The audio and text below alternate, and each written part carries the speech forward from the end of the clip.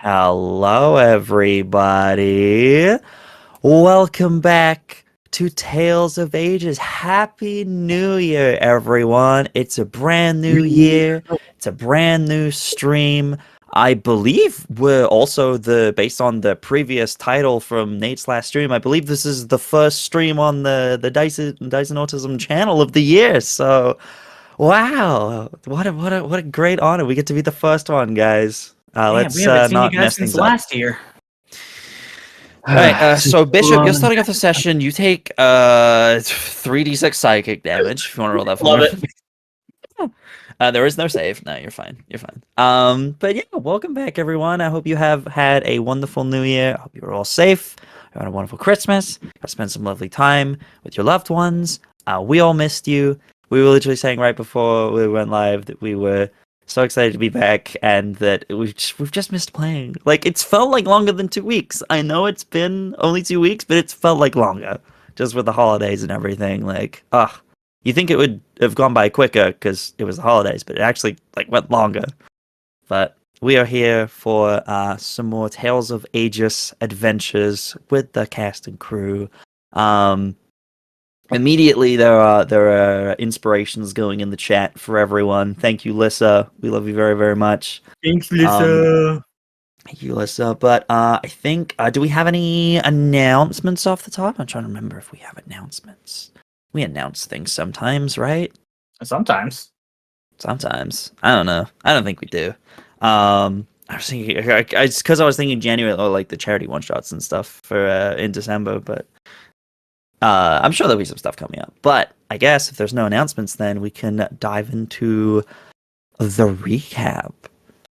So, last session, last year, the party descended into the caves hidden in the basement of a house in the housing area of the village of Ambercrest.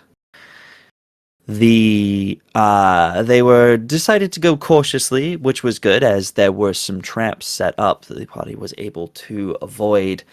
Some words were exchanged in Infernal that Bishop believed only Astra could understand, but was not the case. Understand it at all. Yeah. Yeah, Astra's known for. Yeah, of course she doesn't. But the party was able to avoid any traps and make their way down to a large open cavern area where they saw more of these masked figures waiting around, kind of keeping guard over their friend Ezra, who was trapped and had been taken the night prior. After trying to make some plots and plans, hang on.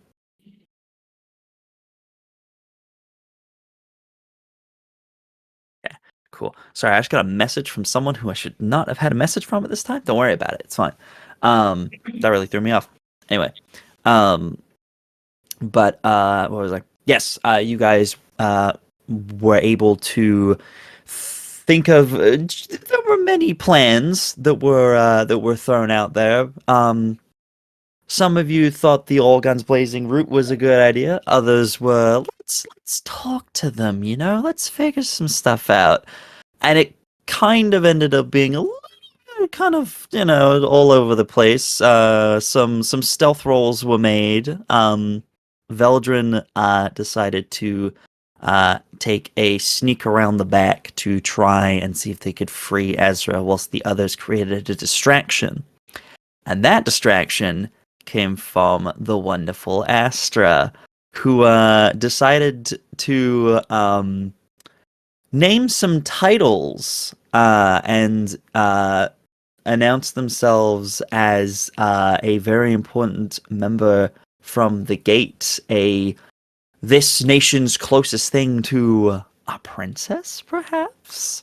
But announcing themselves as the child of the Archangel herself, known as Zariel. Unfortunately, these peasant folks didn't particularly pick up on many of these famous names and titles and such, as they are very, very small town. But it was certainly enough of a distraction for Veldren to sneak around and find some magic items. Which we will potentially find out what those are soon. But during this distraction, as it continued, Sybil stepped in to assist and also announced themselves as having a relation to a member of the council, and some council names were thrown out, and small town people did not know the names of these people. But yeah, enough of a distraction was made, and some good deception rolls and persuasion rolls you were able to resolve the situation without violence, believing that you were here on behalf of the commander to take Ezra. You got very close. There was some suspicion going for a while, but eventually the group did hand Ezra over to you, and you were able to escape unscathed.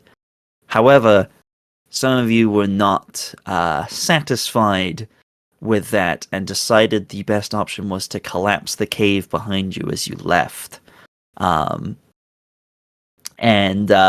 So you did that. You decided to collapse the cave and just to keep people trapped down there for a while.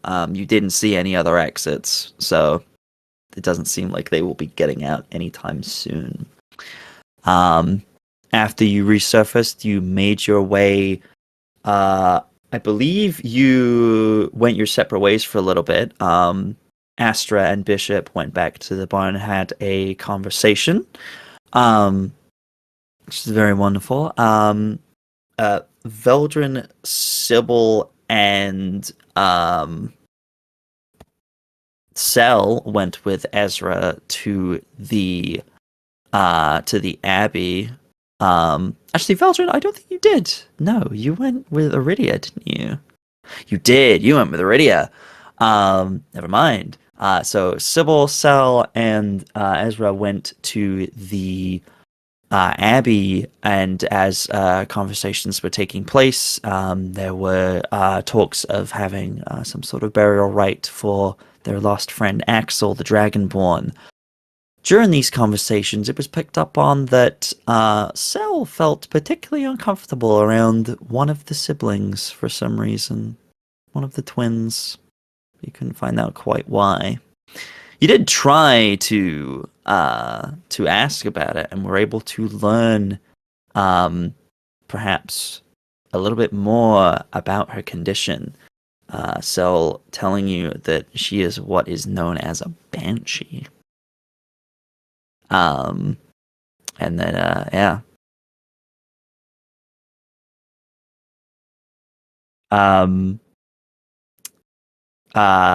And then Aridia and Veldren, you two went back to the tavern, I believe. And Jay, you're making faces. I'm trying to remember what you guys did. It's been a busy 2 weeks. Wouldn't you like to know? We went back to the inn and Veldren wanted to see if the innkeeper Hazel had known about what was happening, and just to get some more information. That was it. Yes, you went to gather some information from Hazel, and she expressed that she knew it was happening, but was more just complacent in it happening rather than engaging directly, which some of you believe to be just as bad. But yeah, the group reconvened, and were able to have some burial rites for Axel, who is buried in the graveyard at the Abbey itself. And then you all made your way back to the barn and the farmhouse in time for nightfall, to try and assist the siblings in dealing with the situation at hand. Let me scroll through my notes. As expected, Aridia waited and heard the telltale sounds of Frankie starting to go through some changes. His sister Lisa taking him outside where the rest of the party was waiting into the barn, and as you were all kind of keeping watch, trying to make sure that nothing went astray, as Lisa had said, I can handle this. I've done this before. Everything should be okay. There were signs of things not going as they normally would as Lisa began to panic. Aridia stepping inside and hearing the sounds of Lisa struggling to find the manacles that were used to suppress Frankie's transformation. And as Aridia, you looked where you know they were meant to be, and they were gone, cut away from the wall. And we ended the session with you witnessing this scene. Lisa crawling around in the hay, trying to find them, and Frankie making his full transformation into a werewolf, letting out a howl. So, with that, I'm going to ask everyone to roll initiative. For the rest of you, you are currently outside. So you have not seen anything yet. Aridia is the only one that is seeing this currently. But we can hear it, right? You heard what sounded like a panicked Lisa. Aridia went inside first, and then there was a wolf howl coming from inside the barn, which did not sound human. So yeah, you know something's going on in there. Yeah. But you do not see anything currently. Okay, so initiatives. Sybil. 16. 16.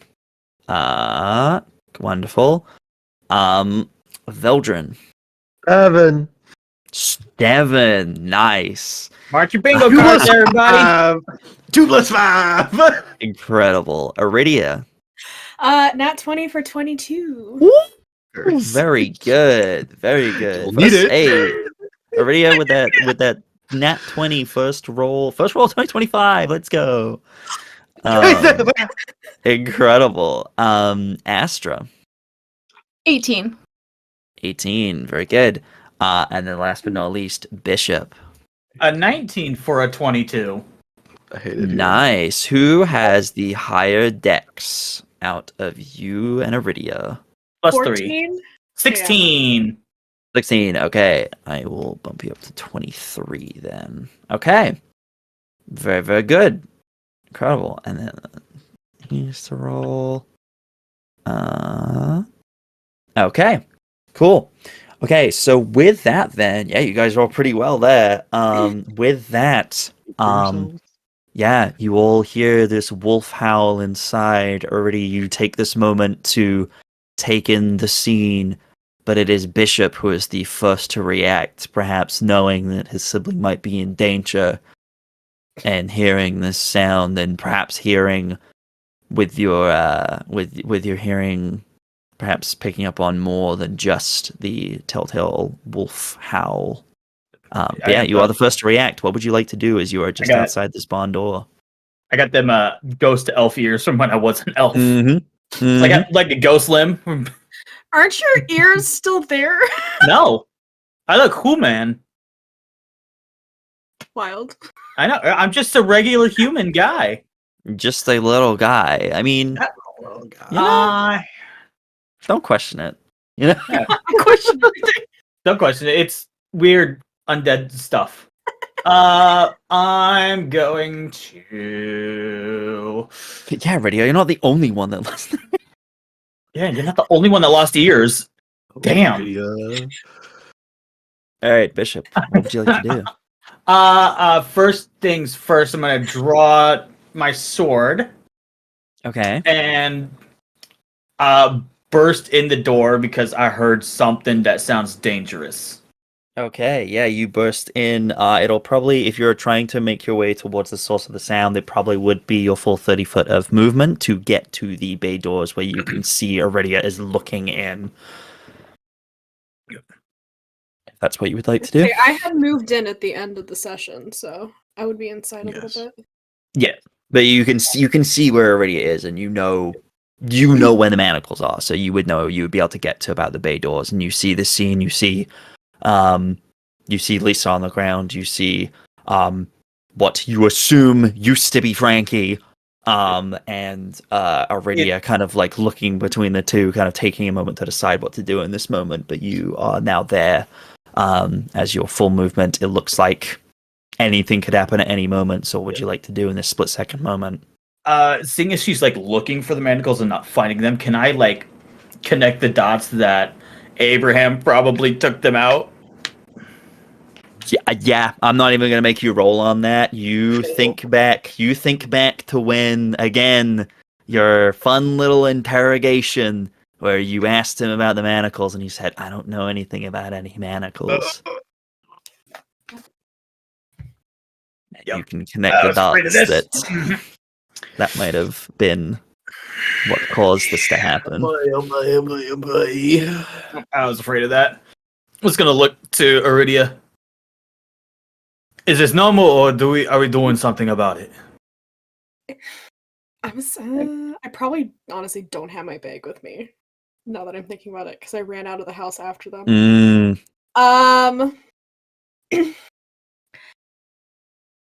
We need to buy someone time to go get the manacles. I have a set in my bag. Or I'm going to try and grapple him. Wait. Let me try a thing. I might be able to scale him, and I'm going to let the ooze out and overtake me, and take my form of dread. Incredible. All right, you take on your form of dread. Yeah, you have your oozy transformation. The spikes come out. Yeah. So that is. Remind me how that works in terms of his wisdom save, right? Also, who does it affect? Getting to that right now. Where is it, motherfucker? Okay. Once in each turn, if I hit a creature. Okay, so I'm just taking the form, and it's when I can hit him. Okay. But it doesn't say what with, so I'm gonna try and slow him down and hit him with an Eldritch Blast. Okay, absolutely. Yeah, go for that Eldritch Blast. Yeah, you take on your oozy form, you bring up a hand, and then you blast. That is it's been too long. I hate this. That is a dirty, nasty, and slutty 20. That absolutely hits. Roll Damagio. Damage is... Ooh, yes. Perfect. 7. 7 damage. Yep, I rolled a Very 2 on the d10. And because of invocations, his speed is reduced by 10 feet. Oh, very good. Very good to know. Very good to know. And it is a DC 15 wisdom save. DC wisdom 15. Okay. All right. Yes, hit him. That is a 17, unfortunately. Okay. So you see this kind of fear effect start to take hold. You see it kind of looks towards you, kind of glaze over the eyes as you hit it, kind of looks at you and then seems to just shakes it off as it does not seem afraid of you. You seem tougher than that. There's always next time. Okay. And that will end my turn. Amazing. Next up then is Aridia. Oh wait, no. Yes, it is Aridia. Say, excuse you? Straight after your sibling. I mean, that tracks, to be completely fair. Mhm. I was always faster than you. Yeah. I'm in it for the long haul. You can get away for a little while. I'm just gonna dart forward and full on just try and tackle him to the ground. You're just gonna try and grapple him? Yeah! Okay, yeah, make me, that would be athletics. Make me an athletics check.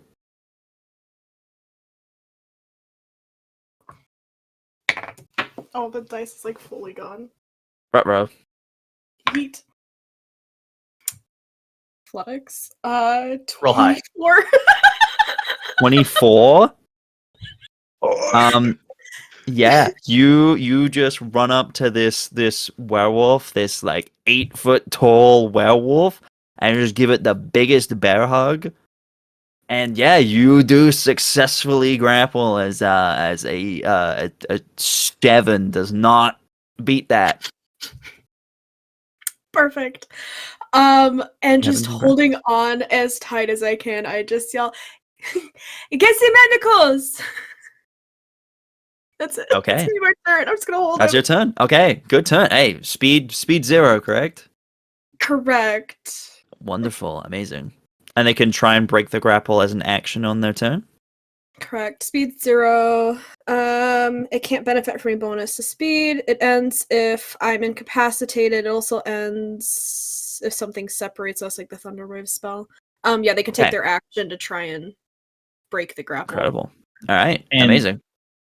B, just for your knowledge, the 10 feet thing lasts until the end of my next turn. Okay, yes. The speed is currently 0, so... but yes, good to know. End of your next turn. Okay, amazing. Next up then, I believe it is Astra. Astra, you're up. Did Aridia say where the manacles are, or? Nope. Just get the manacles. Astra's gonna poke her head in the barn and be like, "From where?" Is that in my bag? In my room? In your room? Astra's gonna use her full movement and dash. Okay, so you're gonna dash 60 feet?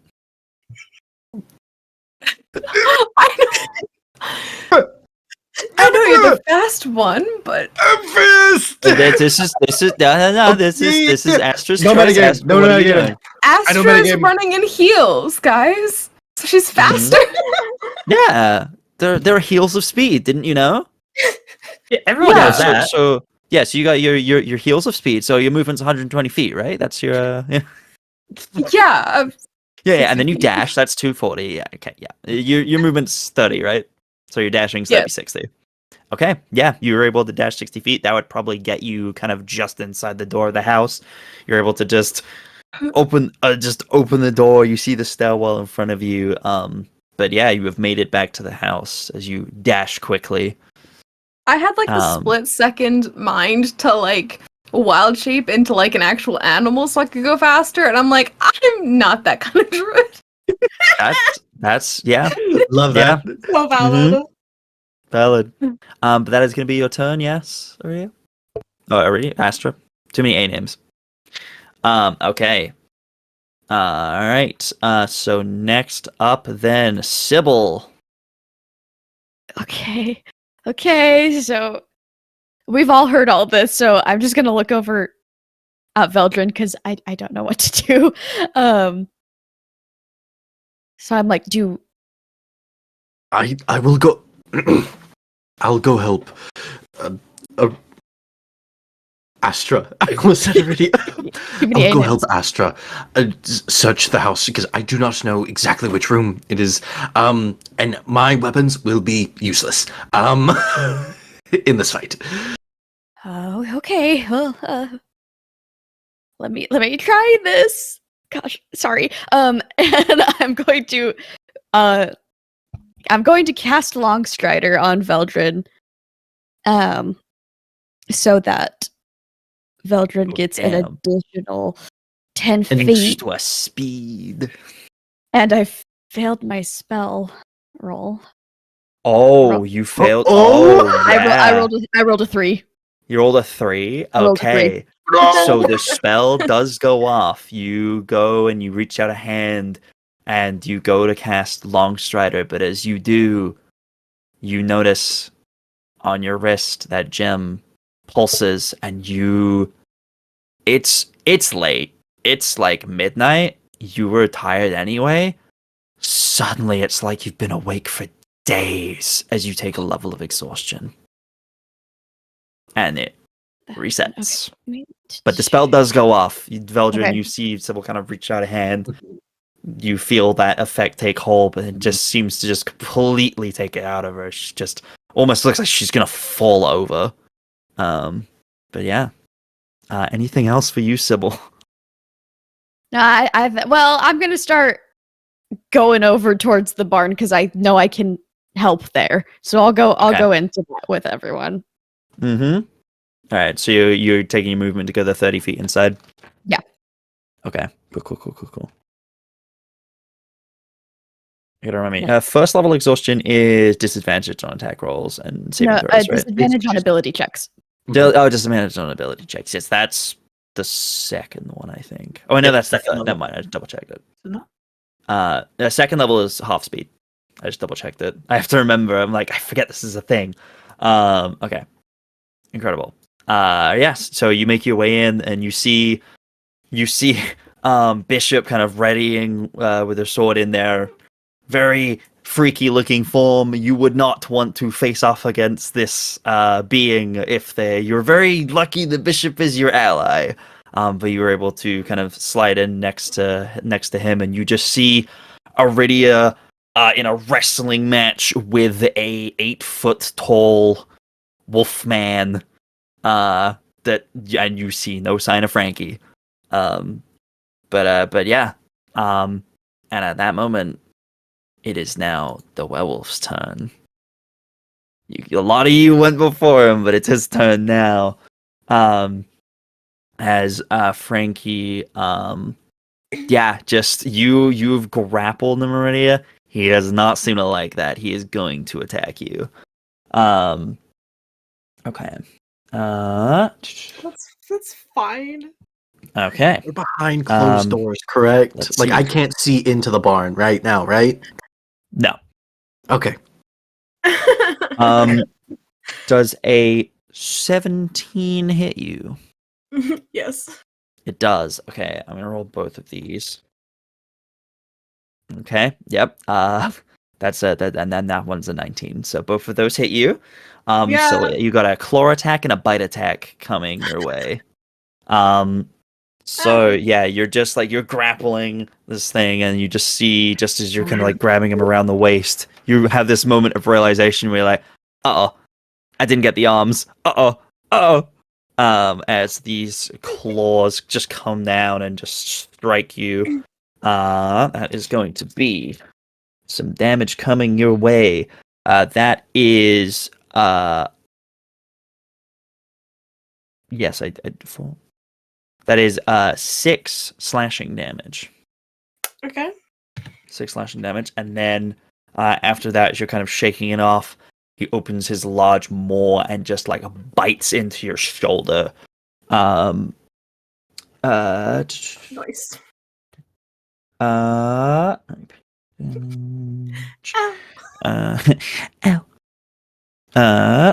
Where is my D8? There it is. Wee. Okay. That's 10 piercing damage as it like he bites deep Cool. into your shoulder Can as we you force the feel healer? a cold feeling start to settle over you. I need you to make me a Constitution saving throw, Aridia. You have inspiration, don't forget. Yeah. 18? 18. You feel that coldness seep into your shoulder.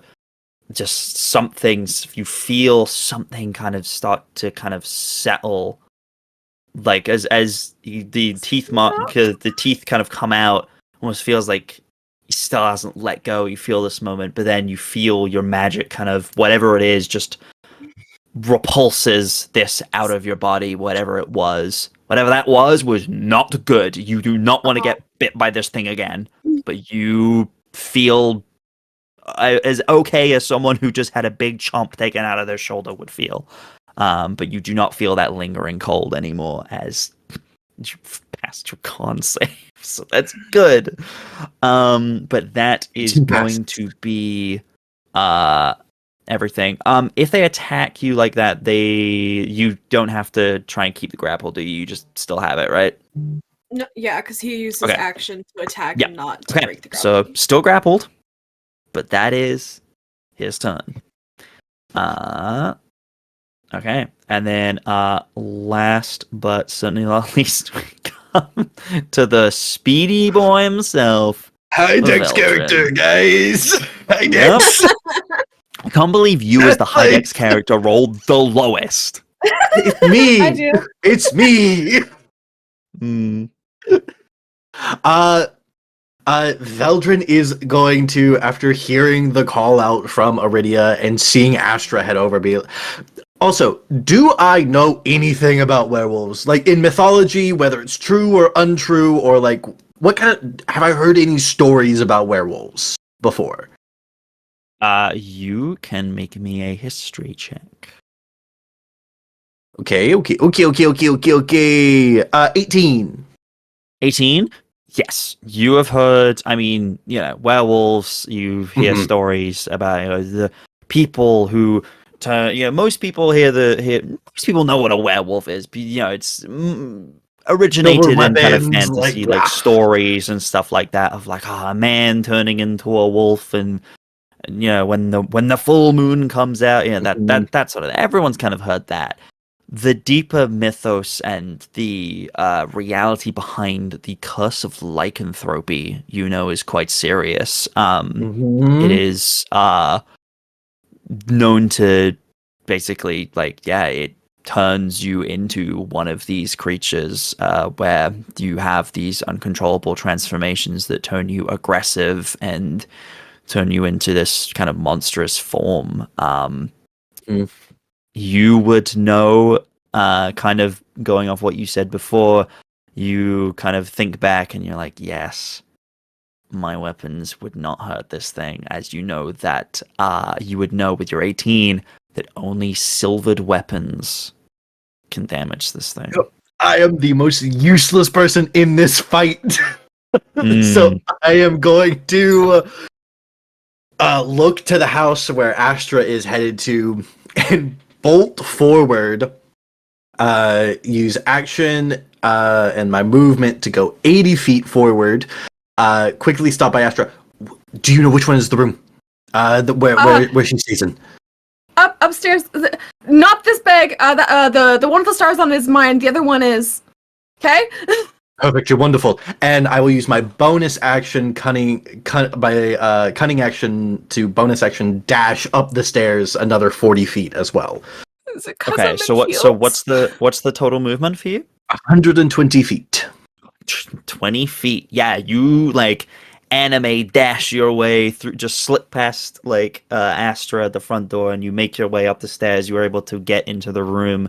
You take a quick look around, and you do see the bag that was mentioned to you. Yeah, I'll grab the bag. Is there a window? There is. How much movement have I used? Pretty much all of it. Okay. I'll basically take the bag. I would say you have enough. If you're going to do what I think you're going to do. No, if I haven't, I'll just go back down the stairs and hand the bag to Astra with the last with that, of my yeah, movement. you wouldn't be able to get that far. You'd be able to get maybe back to the doorway with the bag so that Astra could see you at the top of the stairs, got the bag. But that is your movement and your bonus action.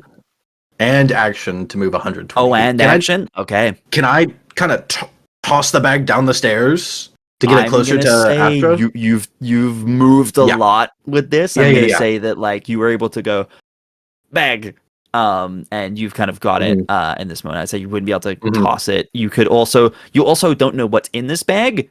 Yeah. You're like, Yeah. ooh, I don't want to ruin Aridia's shit. That could be dangerous. Well, You do I notice it is basically quite heavy.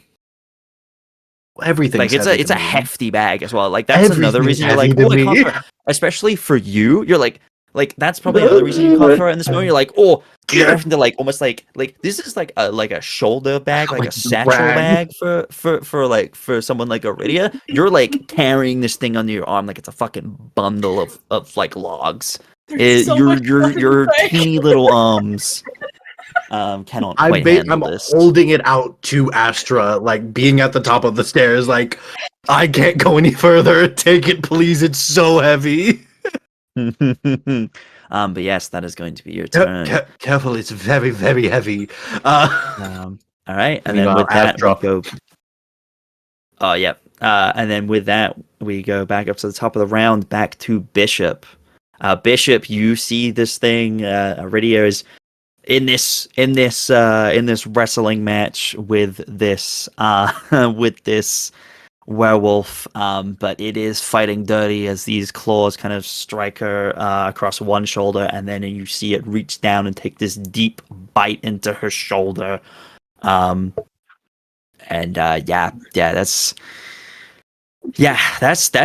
your sister. They're attacking right there. What are you gonna do in this moment? I'm fine. Well- Don't hurt him. Well, if he's gonna play dirty, then so am I.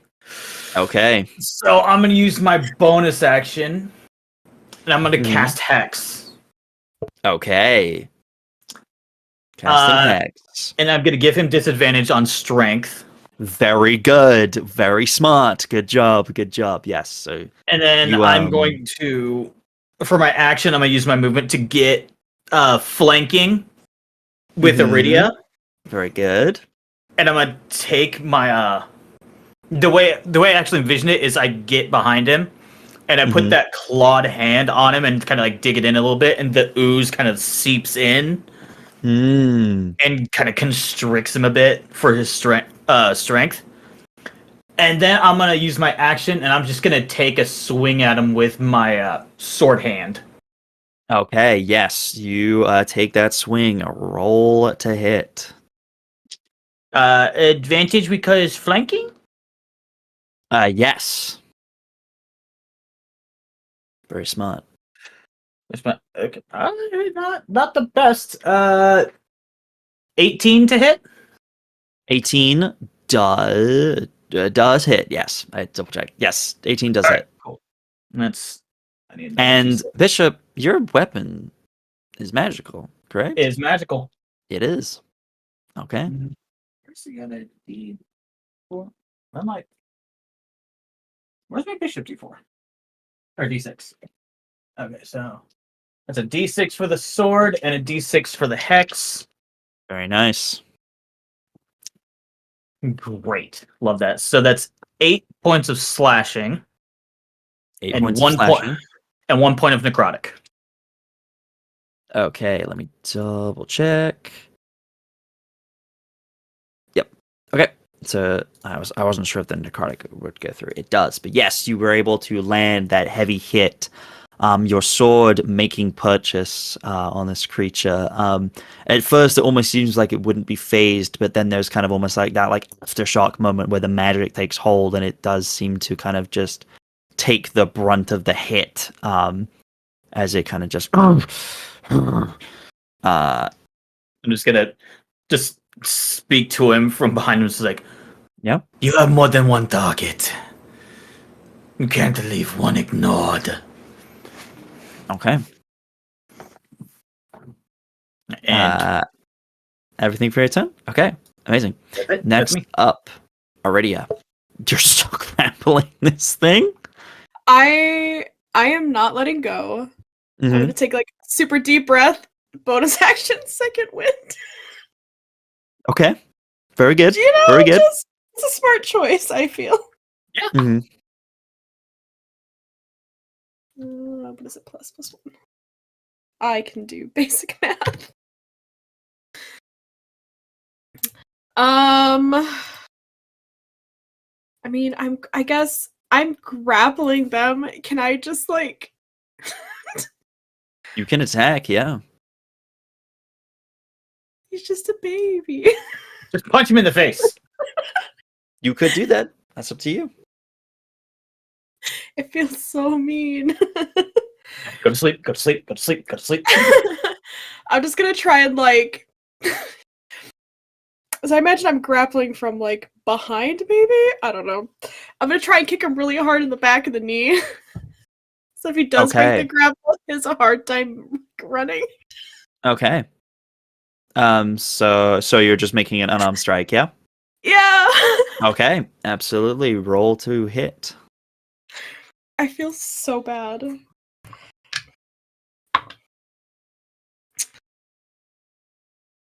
$22 to hit. When you see that definitely hits. You hit him right in the back of the leg. 5 points of bludgeoning. Forcing him to a knee. 5 points of bludgeoning damage. You So you do that thing, like this is a maneuver you've pulled before. You go and like you've done this many times. You just have this grapple. You've done this before where you just like take someone down. You're trying to force them to their knees, so that you have that. You kick directly in the back of the leg, right where like the soft point should be, and you kick it, and it's like kicking raw iron as it just does not move. It is immune to non-magical bludgeoning damage. Hey man, I'm magical. I'm paladin. Your foot isn't. Your shoe is not made of magic. Sorry. Until I cast something on it. Okay, cool. That's my turn. I'm just holding on. Okay. Tom, I see a thing from you. So sorry, I did forget a thing during my turn. Because I hit him, I need another wisdom save. Oh, yes, wisdom save. Yes. That is a 13. He's scared of me. A fraud, so he can't move closer to you, correct? Mm-hmm. Can't move And close to he's me, and I believe attacks on me are at disadvantage. Attacks while you're in line of sight have disadvantage just in general. Attacks in general. Okay, that's good to know. And I'm Good right on his to ass. know. Very, very good to know. Okay, amazing. Yeah. Very, very good. Was there anything else for you, Aridia? Bonus action? Anything? No? Okay. I bonused first. Oh, you're right. You did. So we're good. You did. Okay, next up then is Astra. Astra, you see Veldren at the top of the stairs holding the bag aloft, looking like he wants to throw it down the stairs, and it's almost like if he would throw it, he would throw himself down the stairs as well. But he's like, take it from me. Oh, thanks. She'll grab it.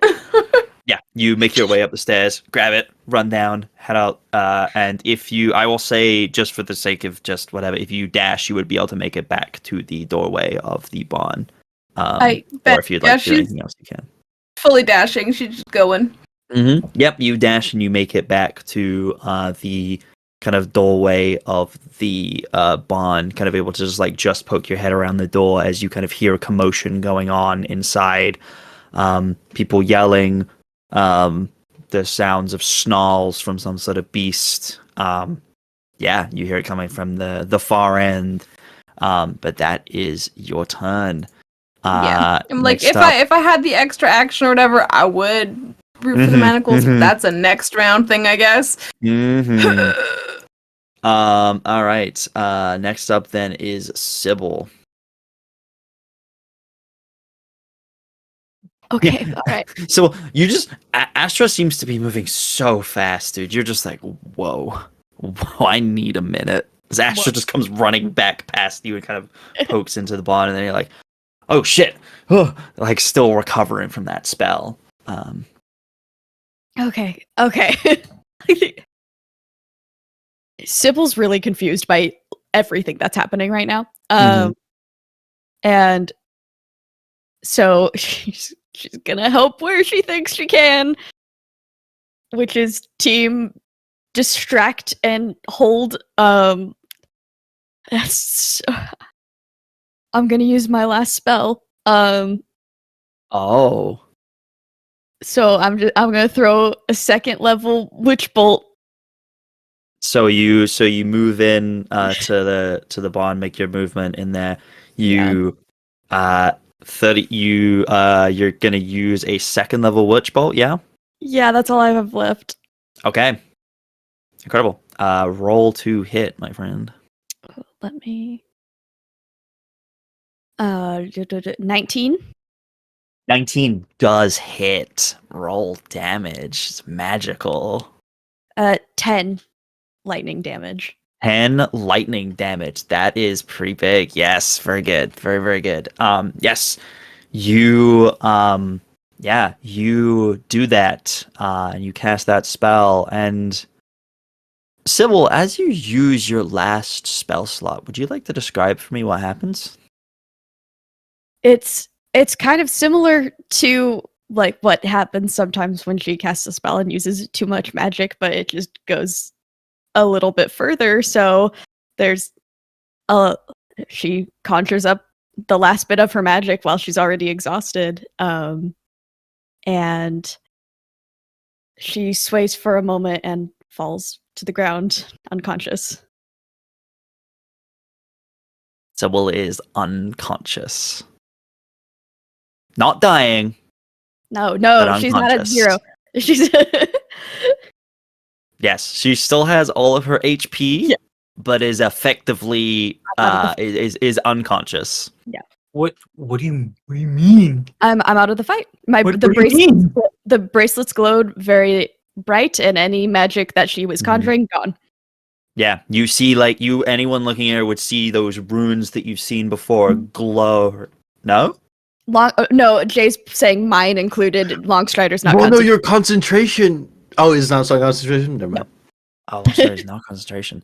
But yeah, you see the glow of these runes. This witch bolt goes out, and then you just see it all immediately just evaporates. You see again the bracelets almost like glow with a light, and just Sybil just drops like a stone to the floor, just unconscious.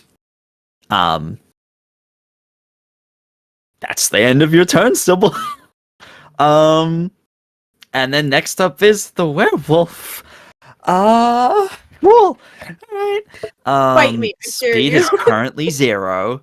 But it is currently being flanked by Bishop and Aridia. It does need to try and get away from Bishop, and you are stopping it from doing that. So it is going to attack you again, I'm afraid, Aridia. It is going to Disadvantage. at disadvantage, but it is going to it's going to try and hit you with both of its attacks again. So you've got a claw and a bite coming your way. Okay, first one. So the claw is a 9. A 9. Misses. That misses. Man, this disadvantage is okay. That's a disadvantage. Okay. Does a 15 still hit you? Miss. Miss. So glad that's disadvantage because that first roll for the bite was a natural 20. Which would have been very bad.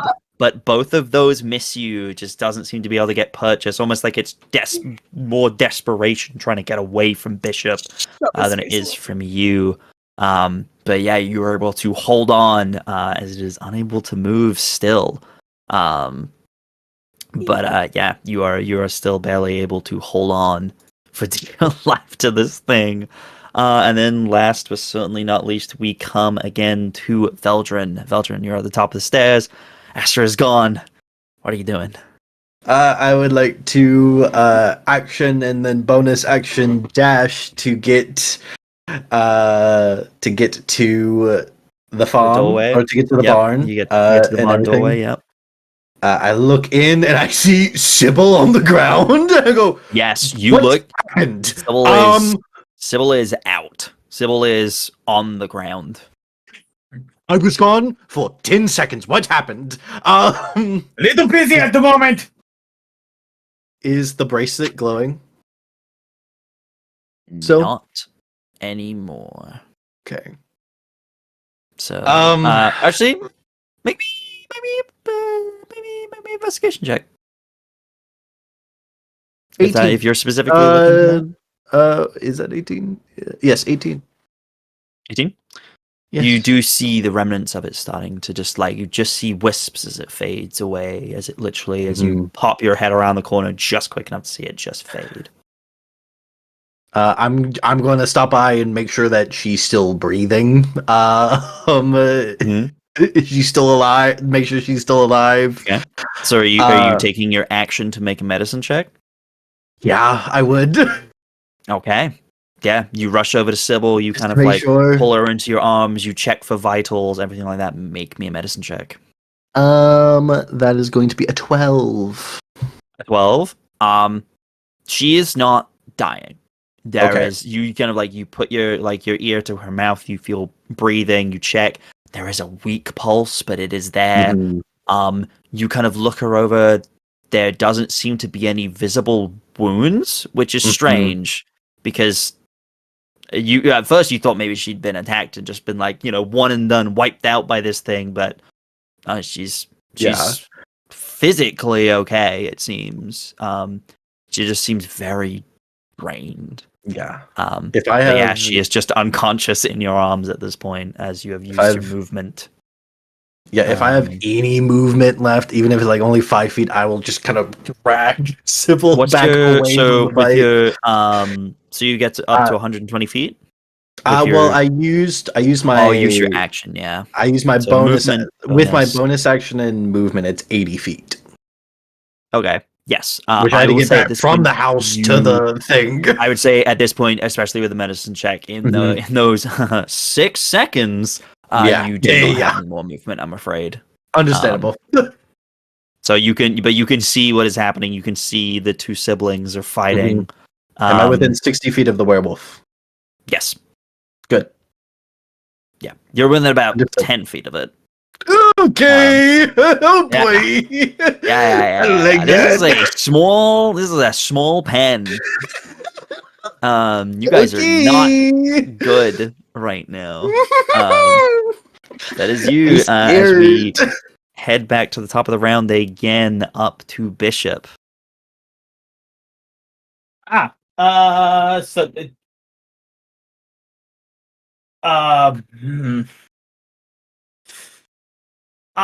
then Aridia, you are on deck.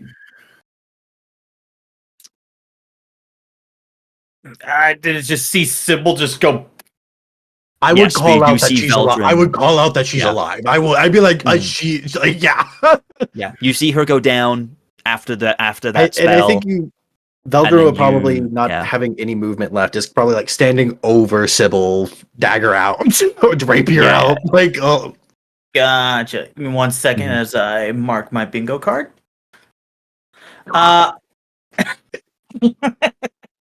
Christ. Love you, Jasper. Thank you. I'm going to. Don't really have much for bonus actions. So I'm going to. He keeps hitting my sister, so I'm going to keep hitting him.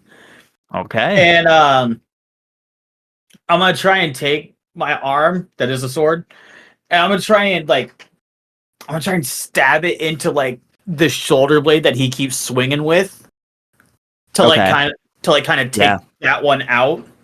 Okay, yeah, trying to attack the arm. Yes. Okay, make me that attack roll then, my friend.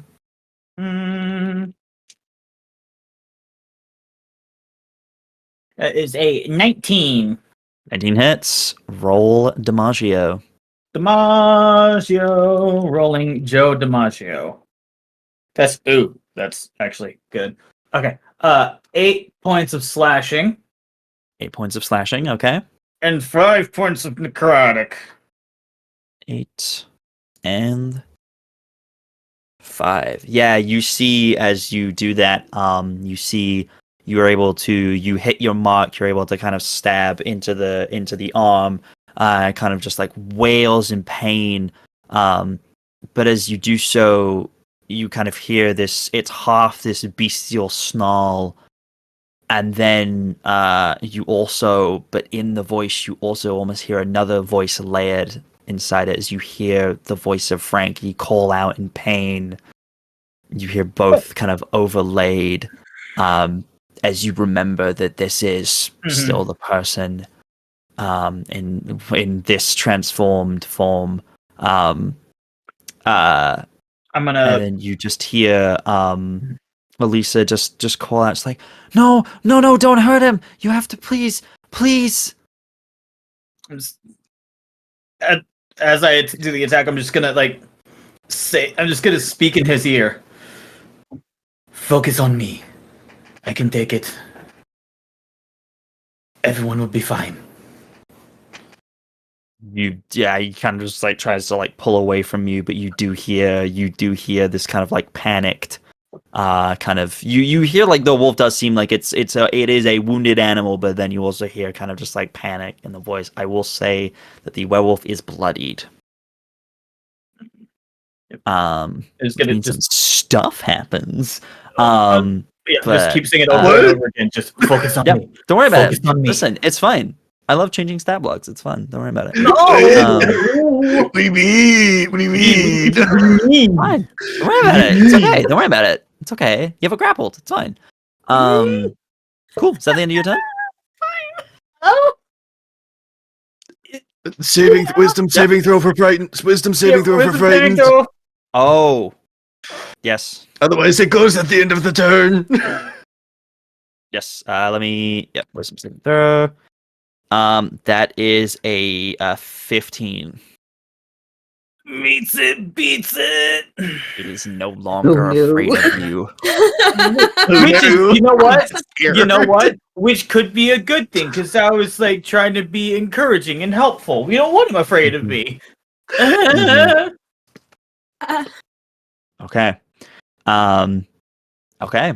Cool. Amazing.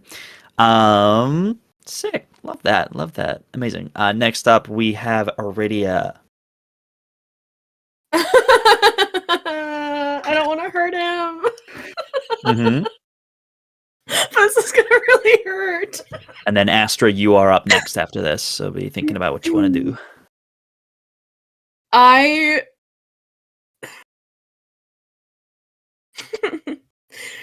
still keeping hold, I kind of bring my one leg up towards my hand, and I will take one of my daggers out of my boot, and with the butt of my dagger, not realizing I'm doing it, I will use Divine Favor.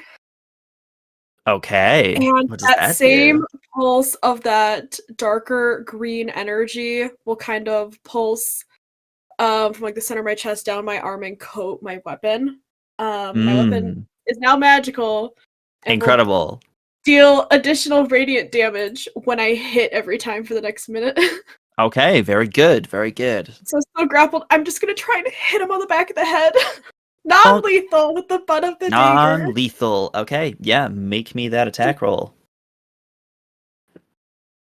Yeah, flanking. Yes.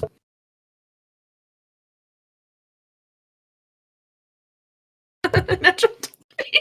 Natural God. 20. Okay. What are the siblings? So I feel max out the damage, and then roll again. I don't want to hurt him. It's non-lethal. It's fine. Is that I would feel max? so Is the bad. radiant a dice roll, or is it just a set amount? It's a dice roll. Okay, so that's maxed out as well. Okay.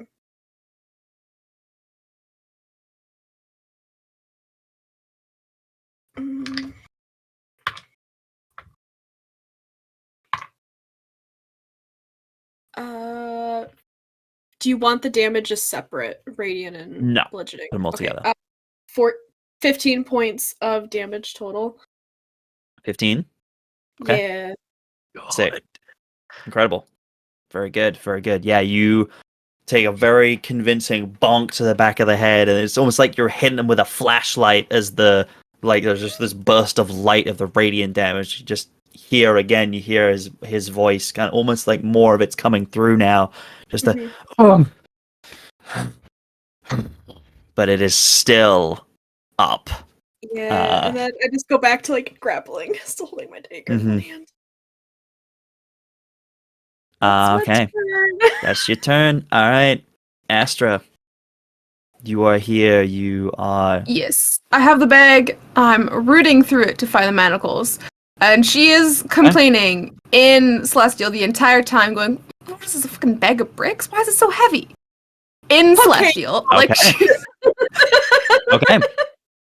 Make me make me an investigation check then, my friend. They can't be too hard to find, I'll be completely honest, Speed. It's manacles. Oh no, there's something else in there. They're not, I guarantee they're not gonna find it. I will message you why. 16.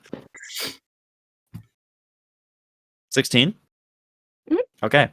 I'm gonna double check this message first. She's also like only looking for the manacles. Like she's not rooting I know. for. I know. Alright. Fancy box. That's normal for Astra seas. Oh, it's just What jewelry box? So Aridia never pretty. clarified that it wasn't. Aridia has like just some jewelry. I'm like, we did it the last time I was asked about where it was. I did, like 2 sessions ago. Remind me where it is. On my person, I have the pouch that it sits in on my waist, on the back. Right. Okay.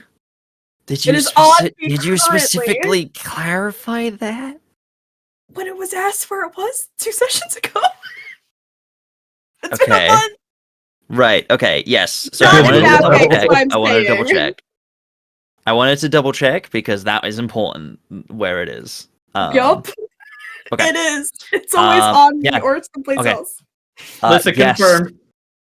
Okay, thank you, Lissa. Lissa. Sorry, I wanted to make sure. Listen, I wanted to be fair. I just wanted to make sure. Okay, so Astra, you do find those manacles. Yes, you pull them out of your bag.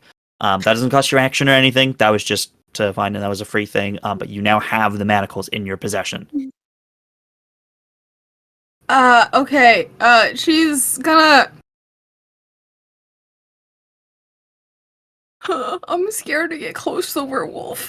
Yeah, I was gonna say you see Veldren holding Sybil, who is eyes closed, laying kind of in Veldren's arms. He's like holding her.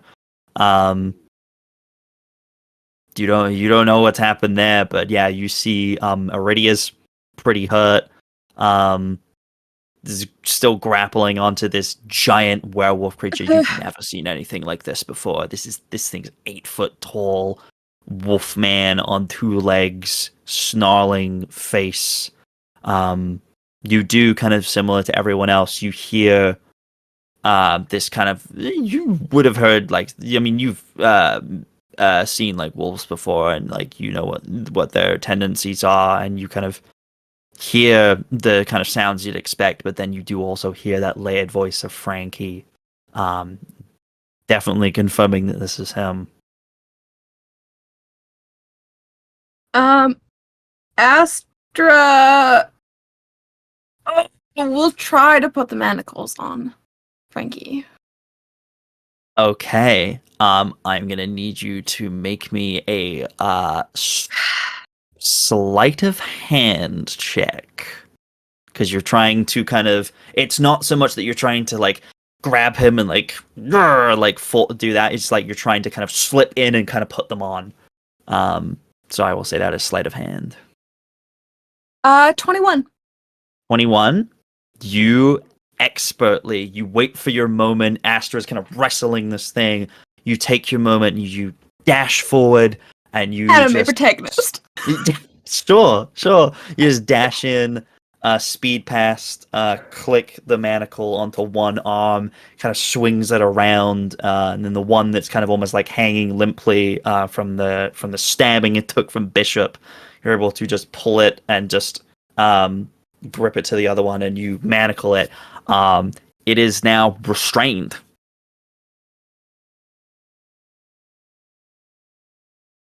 Good job. I did the thing.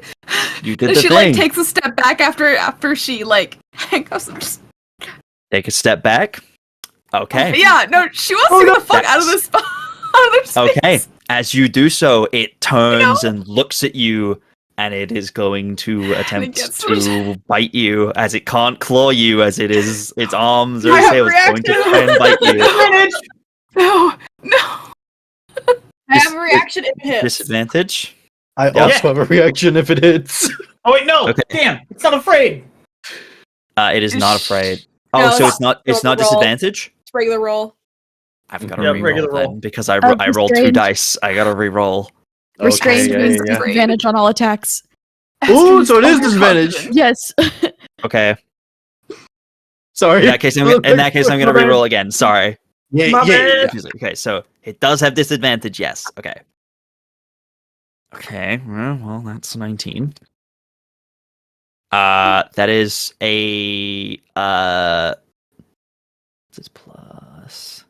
That is a 15. Is it That a bite hits. attack? That Is it a bite attack? hits. It is a bite I- attack, yes. I'll let you go first. You- I got another thing. I got a Mhm. thing too, though. Mhm. Interception. I was going to silvery Brushing my barbs. hair. Oh, I mean, up to you. I will silvery barbs to Okay, try if to this make hits, a I'll use mine. reroll. So I got to re-roll at disadvantage, or just re-roll one more No, time? just reroll one more time. One more. Yes, and you have to take the lowest. The lowest? Okay, because that was a Yeah. that was a 19 on the dice. Jesus Christ. Oh, so okay. still a 15. Reaction. I will- Interception. Yes. Reaction interception. I'm Okay. gonna drive up with my blade, knock its mouth to the side, and I'm gonna negate 10 points of whatever. Nope, 11 points of damage. You're gonna negate 11 points damage. So you are taking this attack. Okay. No, I block it basically. It Interception. doesn't go to Okay. Aridia. It Yeah, just subtracts the damage, kind of like Okay. deflecting a little monk. So in theory, Okay. I could reduce it to 0 if you roll less 12 or less. Okay. Okay. Okay. This is okay. Depending on how this goes, this is gonna be very Mhm. interesting just because of the bite's effect. Yeah. Just I'm like trying to work out in my mind how that will work, but we will figure it out. Okay, so you roll an amount that you are reducing it by. Yep, I already did. I rolled. How much a are you 9 reducing it plus by? 2, so 11. You're reducing it by 11. Yeah. Okay, I don't even need to roll. It can't do 11. That's yeah, because it can't. It's a D8. It's a D8 plus 2. So even Oh, if it's damage, which would be 10, you reduce it. You just I grab just- this thing. I think Yeah. what probably happens because of the effect, you literally it kind of goes to bite onto Astra's arm, and like the millisecond it does, you just punch it in the face, and it does graze your arm, Astra. But you don't take any damage. But you do have to make me a Constitution saving throw. No. Them's the rules, besties. Unless you know what? Unless Aridia, you'd be willing to take it instead because of I will. interception. I am You will? willing to take the bite. Astra, hitting would you me. rather roll for it, or would you rather instead of would you allow Aridia to take? That's up to you. It's between you guys. Let me take it. Or if you already rolled it. If you want it, you can take Pause it. my thing. Have you already Pause rolled my it? Have you thing. already rolled it? I've not rolled it. No. Okay. I'll take it. Want to take it? Okay. Willingly, I will take it. Okay. Quick, It's built quick for this. question. Just as someone Yeah, who plays just- werewolf. Okay. Because Aridia already succeeded on the save before, isn't she immune for the next 24 hours? Let me double check. Might be. Also, could be different. I werewolves. don't believe so. No. No. Okay. No. This is at every bite. This is at Yeah. every bite. Yeah, Okay. yeah. I just Okay. wanted to double check. Con save. Okay. Inspiration. You have I inspiration. have inspiration. It's a natural 17 plus Natural 5, 17? 22. 22 Okay. is enough. Yeah, you were able to you literally just punch this thing to the side. You avoid the I teeth. just You were able to wedged my save. hand in, and I'm like, no. Yeah, you literally like you're like wedging this thing's mouth open, like no. But yeah, you are not affected by whatever failing that Constitution saving throw would do. Good job. Okay, but Astra, yeah, you were able to just escape from the situation, kind of retreating. Good job. Good teamwork, yo. And then Sybil, you're asleep. So nothing's on your turn. And then it is the werewolf's go. So Maybe he's just real tired too. no longer grappled. Oh wait, no, is grappled currently. Still grappled. And restrained. And restrained. Hi. So it can't break the grapple because it's restrained, right? Correct. Right? Or Oh, just have well, disadvantage? for grappled, you can usually take an action to break the grapple. It doesn't really Correct. require It And would you still the. take an action to break the restrained as well, right? Yeah, but it'd be one or the other if he's gonna Be try. one or the other, yeah. And the Okay, I'm trying to think. manacles, as far as I know, have like a DC 30 strength check to break. Really? I'm pretty Okay. sure that's what the So manacles in are. that case, yeah, it's gonna try and so first of all, it's gonna try and break the grapple. So Disadvantage. I'm gonna need contested strength roll from you. Disadvantage, yep. Okay. I'm using my inspiration because I refuse to Strength let is a go. plus of 2. it. Okay. So that's its lowest is an 18. I'm doing math.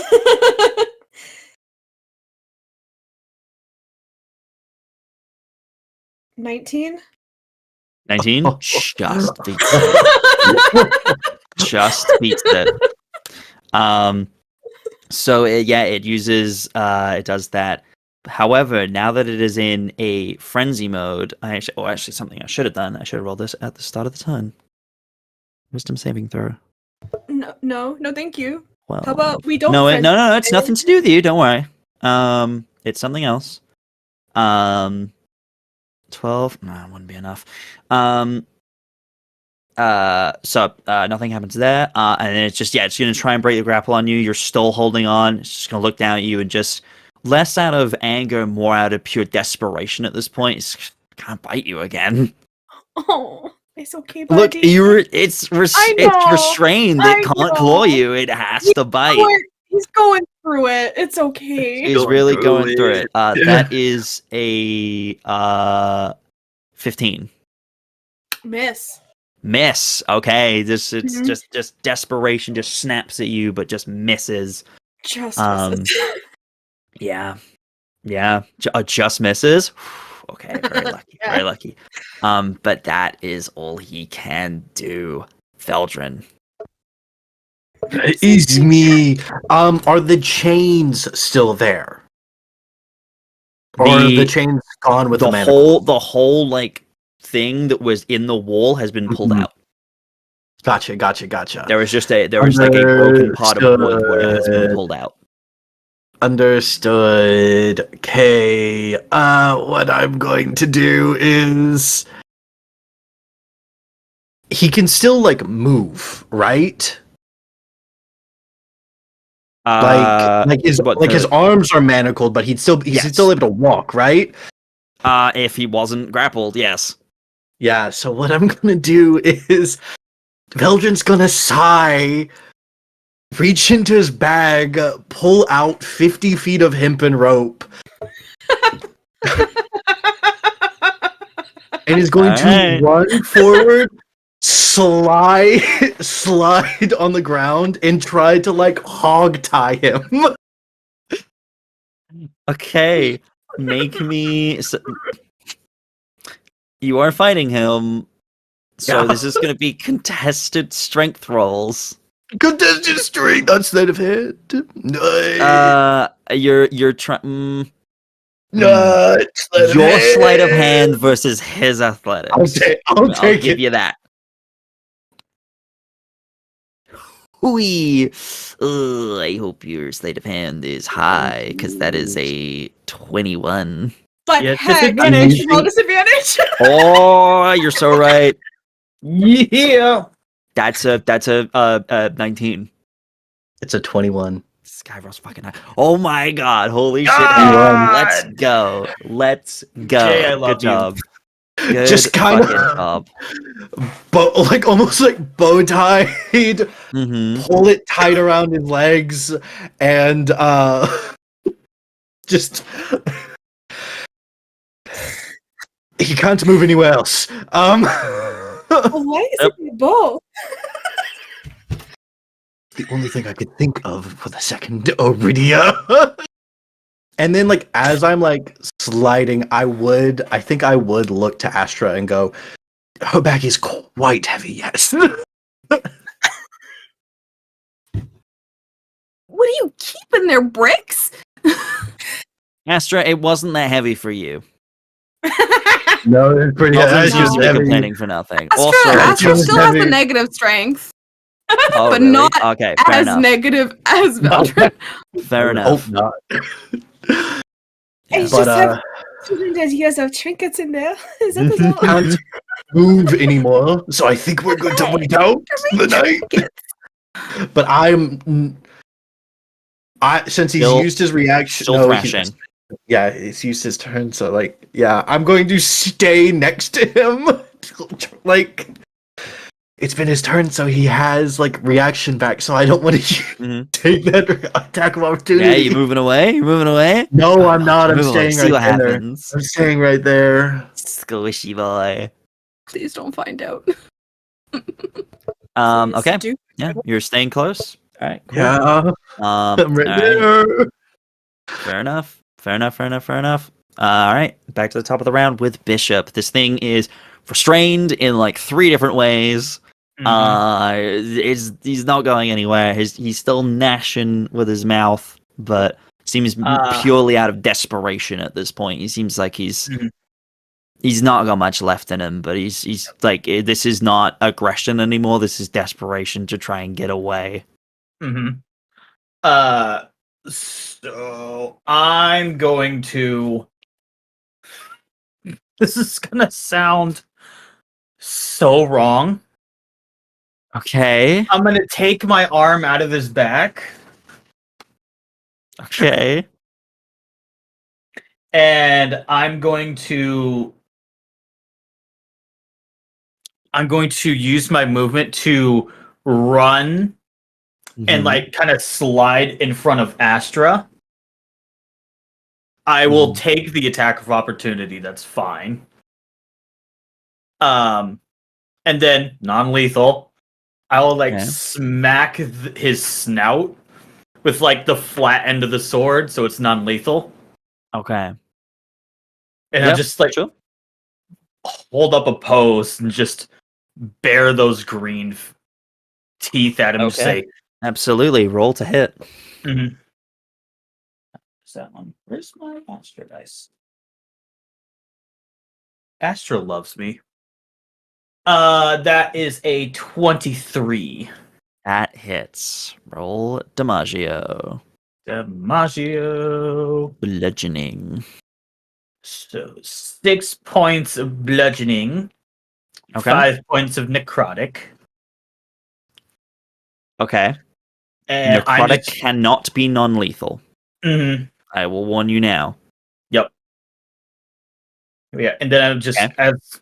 gonna smack him, break away, Okay. slide in front of Astra, and just in Celestial. So that was remind me of the amounts of damage real quick.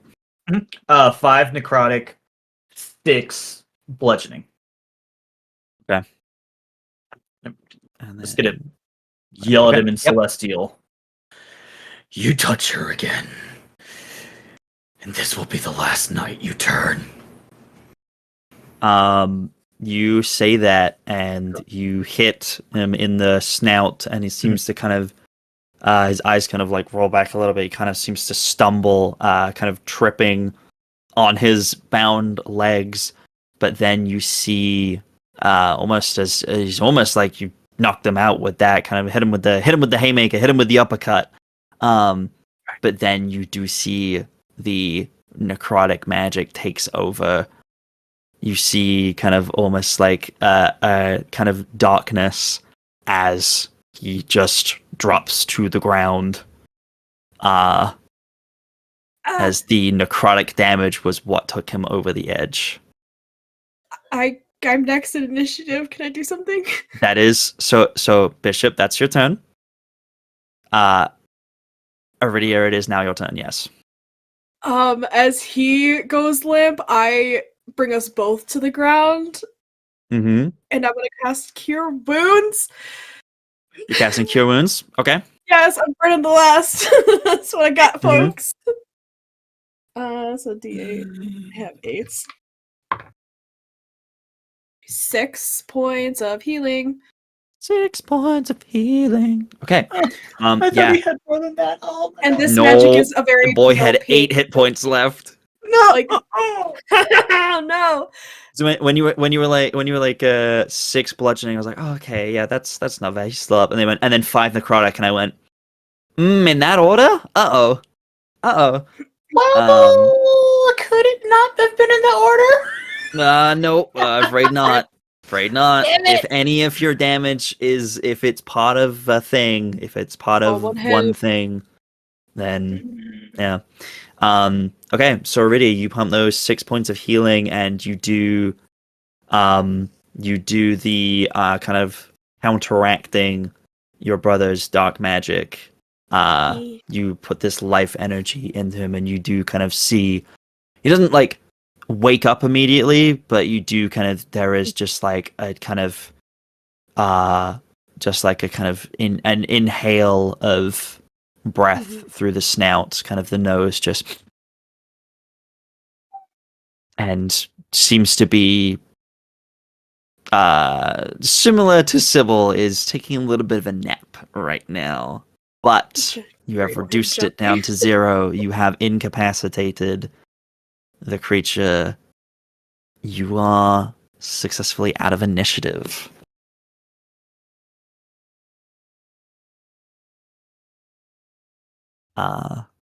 Lisa immediately rushes over to her brother, and kind of just holds on to him. It's like, no, it wasn't supposed to happen this way. We were fine. It's always been fine. It's always been okay. How did this happen? What happened to the manacles?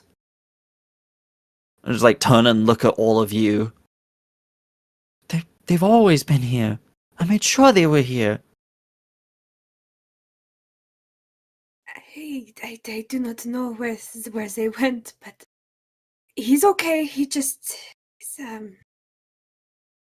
resting. I think I know where the medicals are gone. I will drop my form of dread, so don't terrify the children. Too late. I know. I feel bad. To clarify, there are no children here. They are young adults. Okay. He can still be terrified. You can still be terrified. They're like 20. But also Okay. they're like 20, but they've been raised in a small farm town. So like, you know. Yeah. Okay. I think I might have known where the manacles went. What? Oh. What happened to them? I think your father might have taken them. But he doesn't know. I made sure he doesn't know. I always keep them hidden. He didn't. Until by yesterday. What do you mean?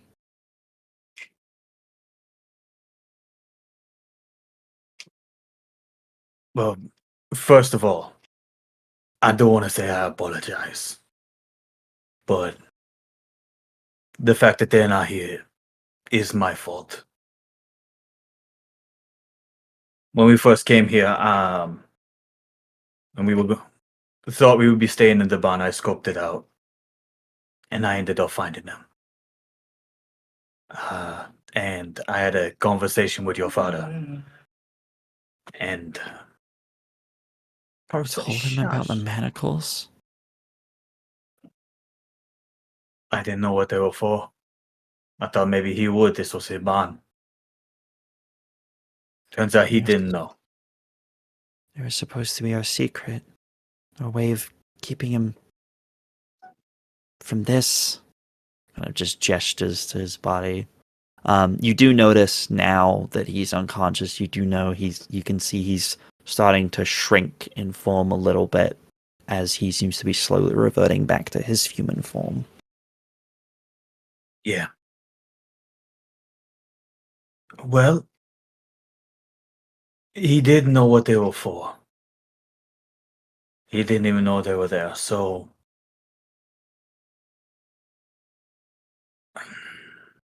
it's He's not gonna like you ask can get more. questions, though. I'll take care of it. I have some semblance of an idea. But I think if you keep doing this in the barn, one day you're gonna find out anyway. Oh, he can't do it here anymore. Now he knows. Now he knows something's going on. He's surprised he hasn't asked us already. I mean, he's been so shaken up the past couple of days. Guess that was because of you. Yeah. Which is like I said, I apologize. I didn't think the ramifications of that conversation would be this. I apologize. I personally will have a civil conversation with him and buy you some time to find a better place.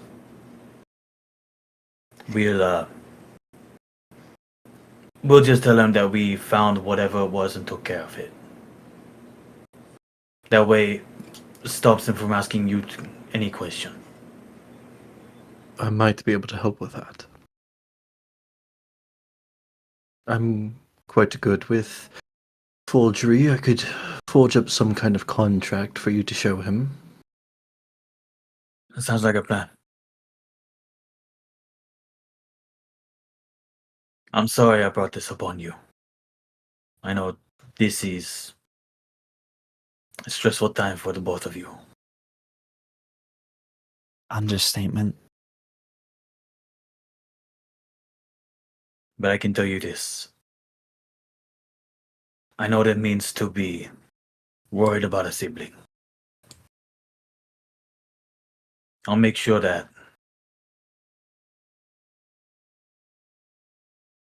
it doesn't come back to you.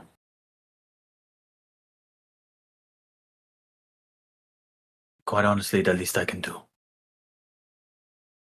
How? How can you stop him finding out? He's gonna ask questions. Like you said, he was gonna find out sometime anyway. You just moved up the process. But if me and my company can talk to him about whatever it was that was hiding in his barn, is no longer using his barn, then he will not be asking questions. I mean, He will think that whatever it was taken care of. I can, cast prestidigitation and produce like a fang, like some obscure fang. Just show him a bit of magic. she kind of shuffles away from you when you do that. I know. Well, we can cover your tracks.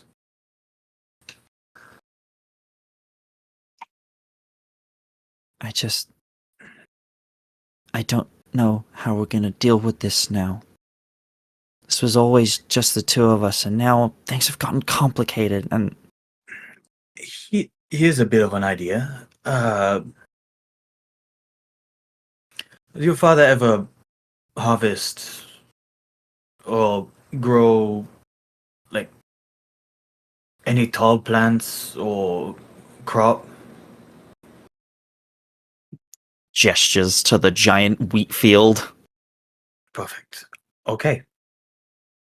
So I'm not good with agriculture. You have Clearly wheat not a in the farm boy. apologies, but no. I believe you have wheat in the warm. Wait, no, you wouldn't grow anything in the winter. Anyway, It's what like you can spring right now.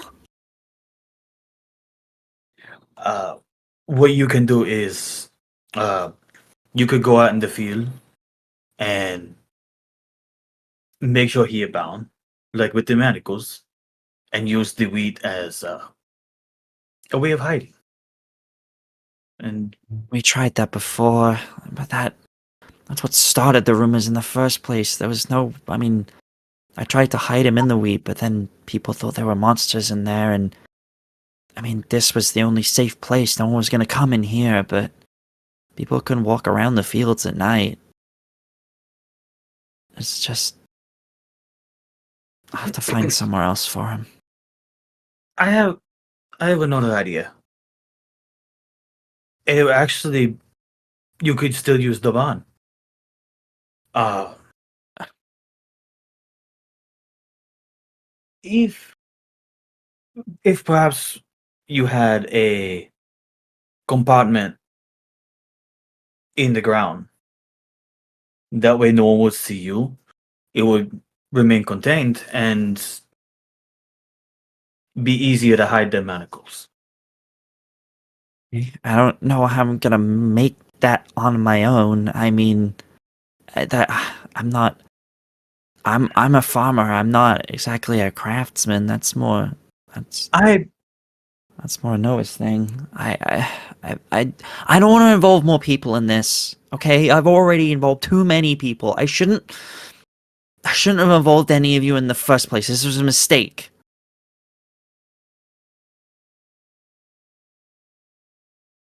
Yes, Jay. GM, I know Gloria quite well. I've traveled across Gloria quite well. Yes. Do I know anywhere nearby that might be any abandoned buildings or anything that they might be able to use to hide close? Like maybe there are a like lot of like small rural towns like this around. They could go somewhere else. Mhm. But there's not around here. Probably not. This is like the only sort of town kind of built up for like the first place in a few miles. Not like something that would be like over half a day's walking distance. Like not something that the reason that this was so convenient was because it was close by. Yeah. It was discreet. It was private. But that's gone now. So it's like that. There are, if they were going to, they would have to leave town basically. Yeah. If they were going to go somewhere. There's else. no like forests nearby or anything like that. Not near here. No, it's kind of flatlands around. Yeah. Veldren will stay quiet. Okay. Is Cell around? Cell did not come in with you guys. Mm-hmm. Cell's outside still.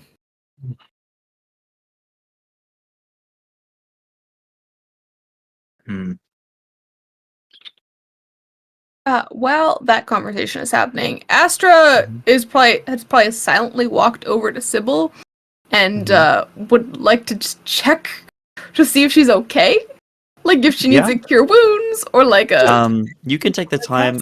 She just seems really tired. Like she's just like asleep. Like you try and like shake her and she's just like she's in a deep sleep. And I don't even have like a Lester restoration to try and pump into her or anything. Okay. You can determine. I won't make you make a medicine check from like with having Veldren there as well, and like Veldren already checking. Like you guys can discern that like she is okay. She's just had a really long day. She's just drained completely. She's used missile is everything in the tank. The missile is very EB. Needs sleepy. Yeah, and give her a few hours and she should be okay. But right now, it's a she's long like, day of splashing bandits. Mm-hmm. Okay, cool. DM. Mm. Crazy thought. Okay. Because I was reading over spells and such. Mhm. One of the effects of prestidigitation is you can instantly clean or soil an object no larger than 1 cubic feet. Mm-hmm. If you're about to try and like dig out the ground, no, that is a different spell. Yeah. Damn. That I mean, is mold it is earth. dirty. It is That's dirty. mold earth. Okay, it is the earth. It's not dirty. It's the earth. There is a difference. Oh. You could The make it earth some is very offended. clean, pristine dirt. You're not going to get rid of it. Sipsco would love this shit. That's a reference like 3 people will get. Sorry, everybody. Jay is one of those 3 people. One of the 3. Look, it might be time to tell your father. I do not know him as well as you. And I know not. It is up to you to determine whether or not your father's love for you and your brother will outweigh his hatred of magic. If you instead wish to go somewhere else, I can mark a few places on your map of places within a few days' travel if you would wish to move instead. Want to How? leave? This is my home. This is Then our I- home. Then you might need to tell your father. No, As no, bishop- we can't tell him. I do not know what else options you have. Yeah, me neither. There aren't any good ones. We had one good option and we made it work. Would it have worked forever? Has anything ever worked forever? No, Exactly. trust me, it hasn't. I can say this about your father. When it comes to you two, he cares an awful lot.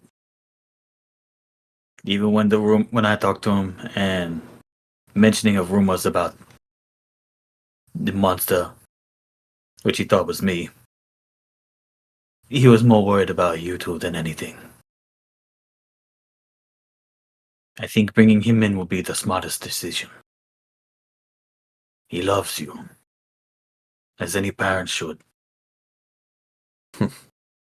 Make me a persuasion check. I'm good at those.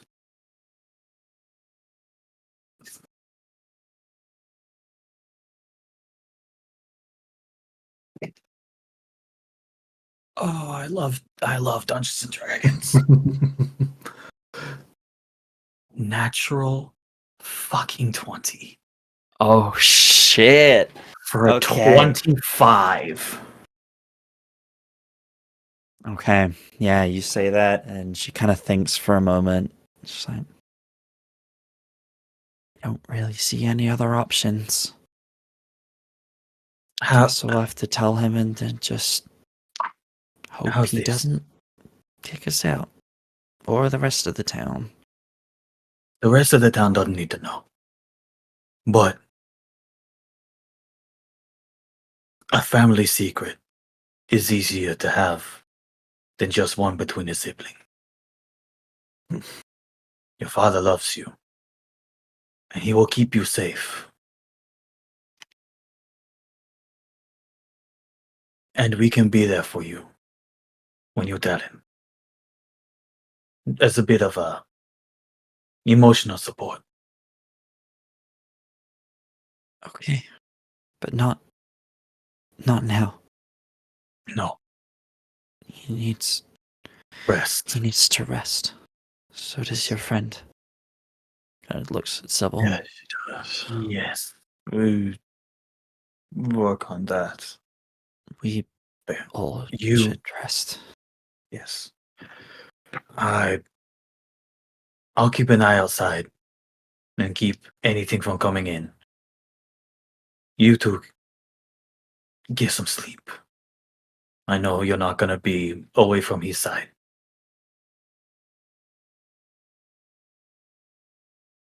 Does it sound like a plan to you? Yeah, sure. She kind of only seems like she's half here. She's kind of looking through you rather than looking at you at this point. Kind of keeps looking back to her brother, who's now fully changed back to his human form. The restraints, kind of loose, very loose on him now. The manacles are still kind of relatively tight on him, but aside from that, I'm gonna take my cloak off and like hand it to her. Hmm. He can use that as a blanket for the both of you. He'll keep you warm.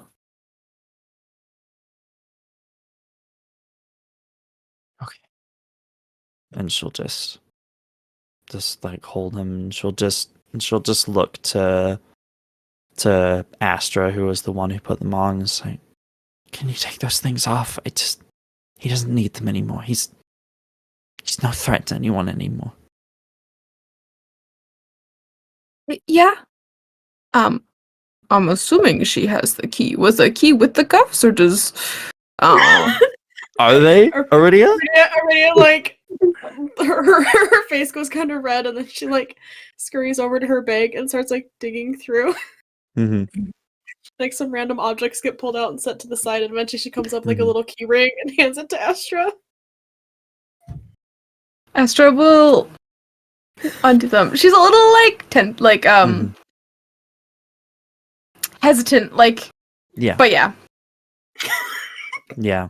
But yeah, you're able to kind of free his hands, and then he kind of just lays the blanket over him, and she just stays with him, kind of just like just kind of like holding his like head in her lap and just kind of just like stroking his hair, just making sure that he's okay. But yeah, what are the rest of you doing? Can Sybil is I sleeping. as before Veldren leaves, can I look Mhm. over Frankie and see if there is any similarities to another curse that I know of? Mm. Are you referring to the one that Yes. another person in this town has? Yes. You can make me a Arcana check. Perfect. Wonderful. Good at those. Okay, I'm gonna dirty 20. 30-20. This is different. Okay. They manifest differently. Mhm.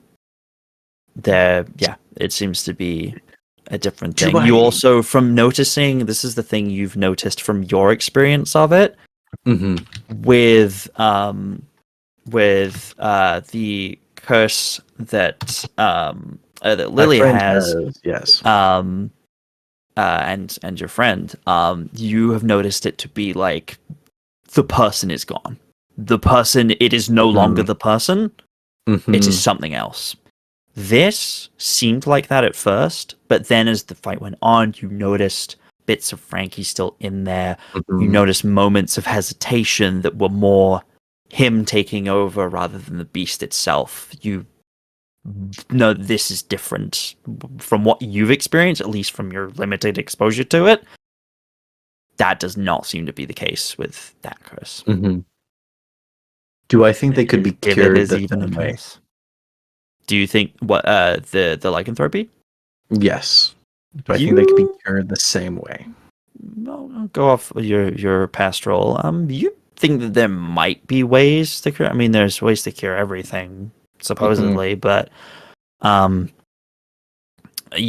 there are stories of people kind of curing lycanthropy through different means. Elixirs of certain kinds, or magic, things like that sort of thing.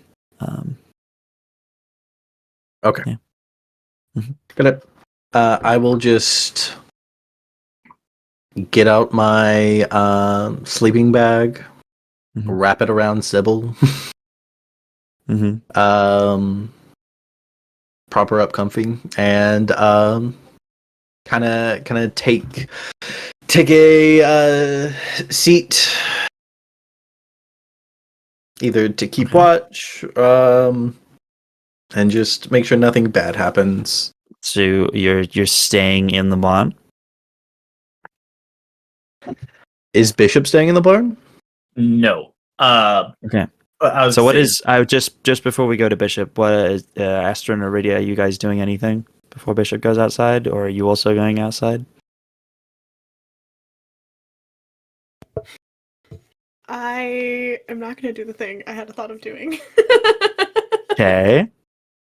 I think Aridia stays in the barn. She's just gonna find like a corner and just hang out, like probably a corner by the door. So if anyone goes in or out, she's able to get up and go if she has to. Okay. Astra?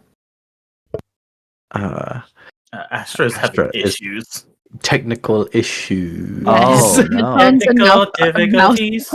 Oh no. I will assume Astra is staying put for now then. But yeah.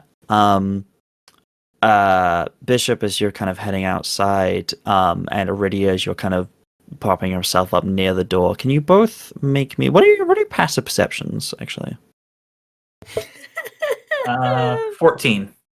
13. 13? That was definitely both high enough. As you're kind of approaching the door, you do hear some sort of conversation happening outside. You hear Sel's voice talking to someone. It's not in like a hushed tone. It's like a full volume conversation with someone. No cares given. I step out.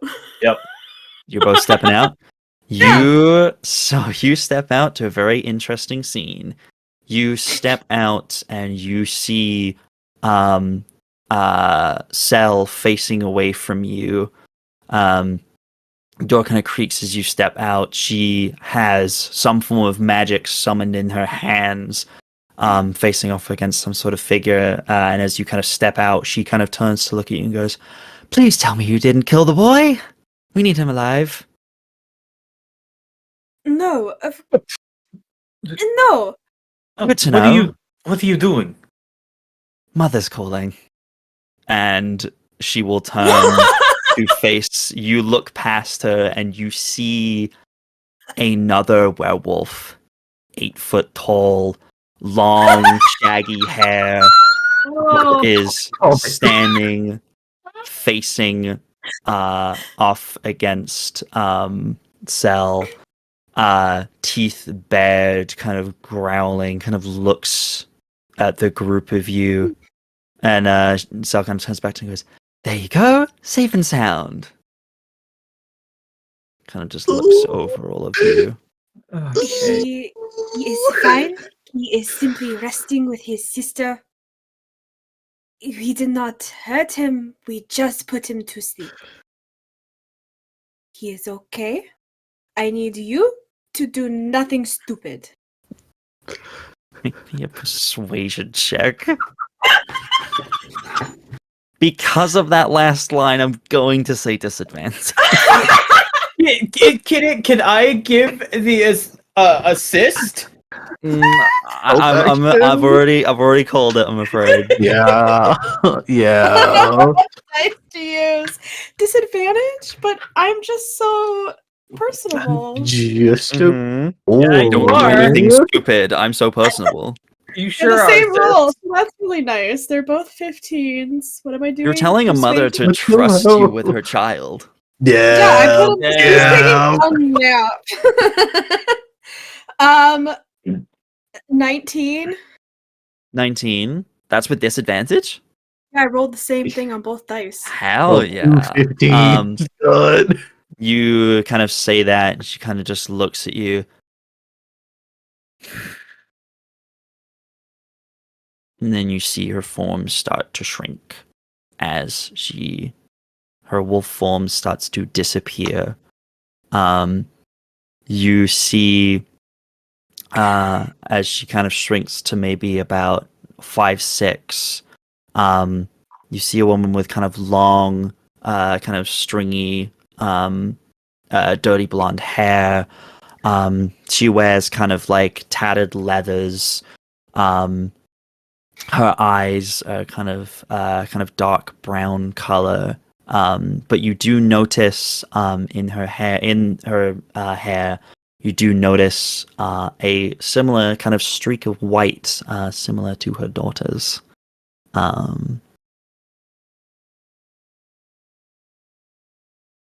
They're both okay. They're both alive and healthy. They're both fine. They're both alive. I didn't ask that. I answered. To be perfectly fair, I don't think you have much say in this. Okay, you know. I'm sorry. Who's this one? He's. Is he necessary, or can I kill him? You can try. He's been dead before. It does not stick, apparently. As far as we know, they had no idea you're around.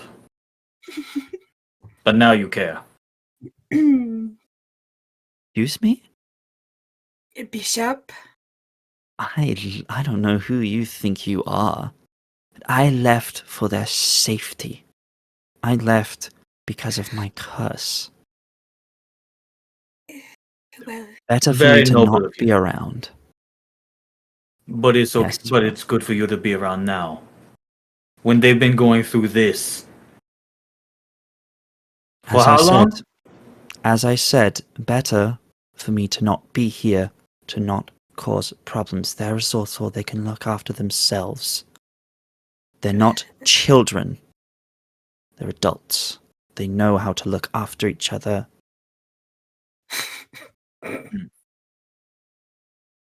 Yes, they know how to look after each other. That's what siblings do. But it would have been better if they had their mother here to give them a proper guidance. You think Bishop. I didn't want to be here? Like I said, it was safer for me to not be. A lycanthrope has no safe place among people like this.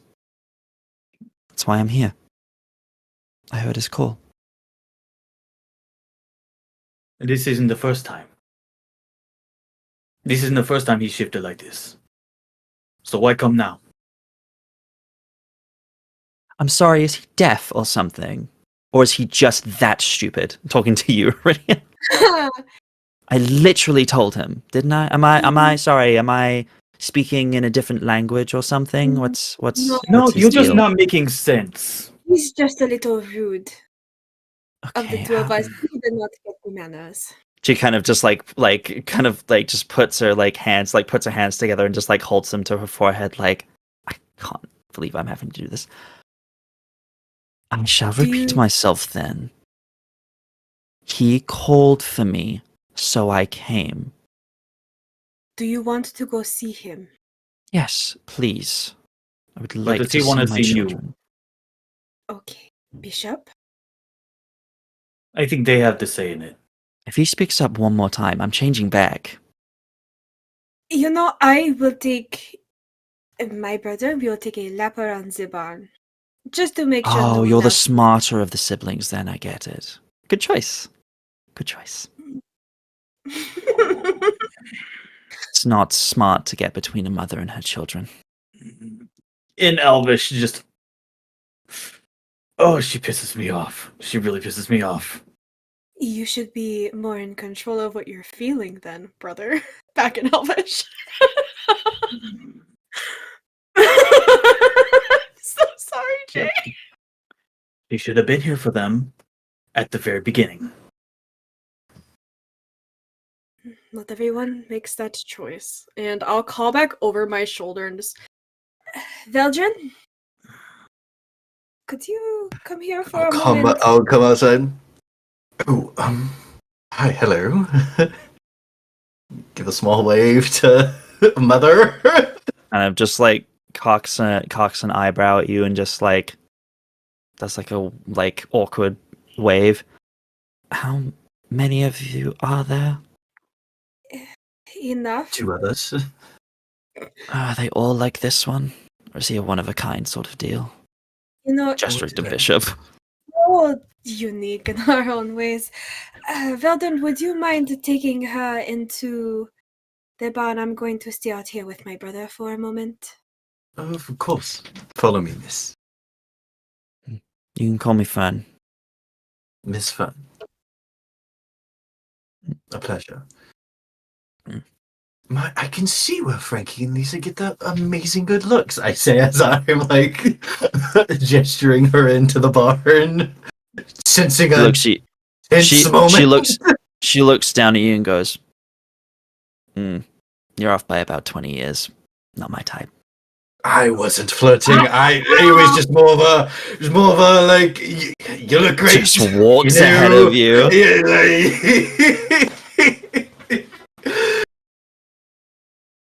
Literally, as you're like babbling, she's like, "Old enough to be your mother."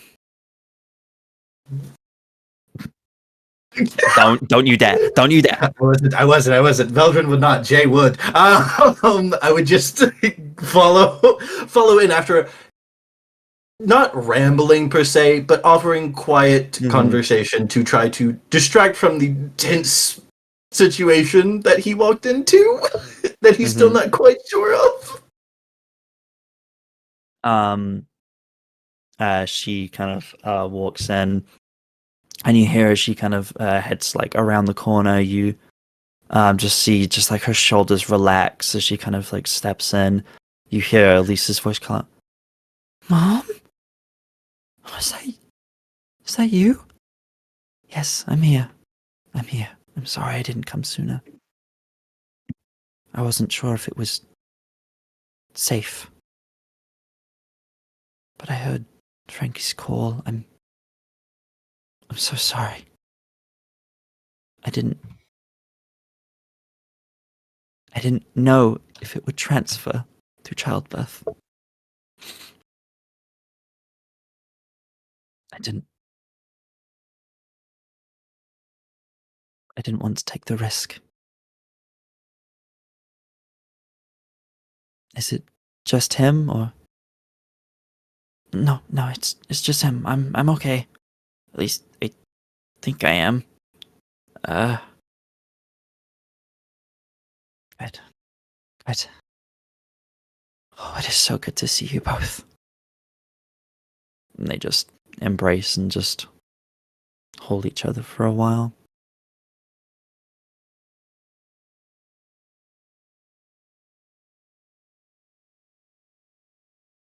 Is there anything anyone would like to do in this time as the three of them are kind of just collecting themselves?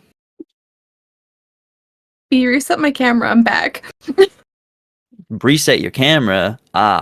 See. It hasn't been working on the overlay since my I see. computer died. I thought you were still having tech issues. I didn't realize yours was back. I have too many tabs open, so I couldn't see the thing. Let me fix it real quick. See if I can do that. Thank you.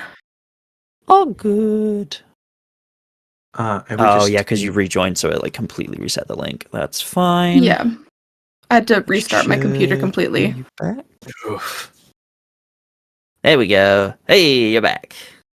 There we go. We have an Astra. Okay. So is there anything anyone is doing in this time? I would have invited Sel to come sit next to me to try to have a conversation with her.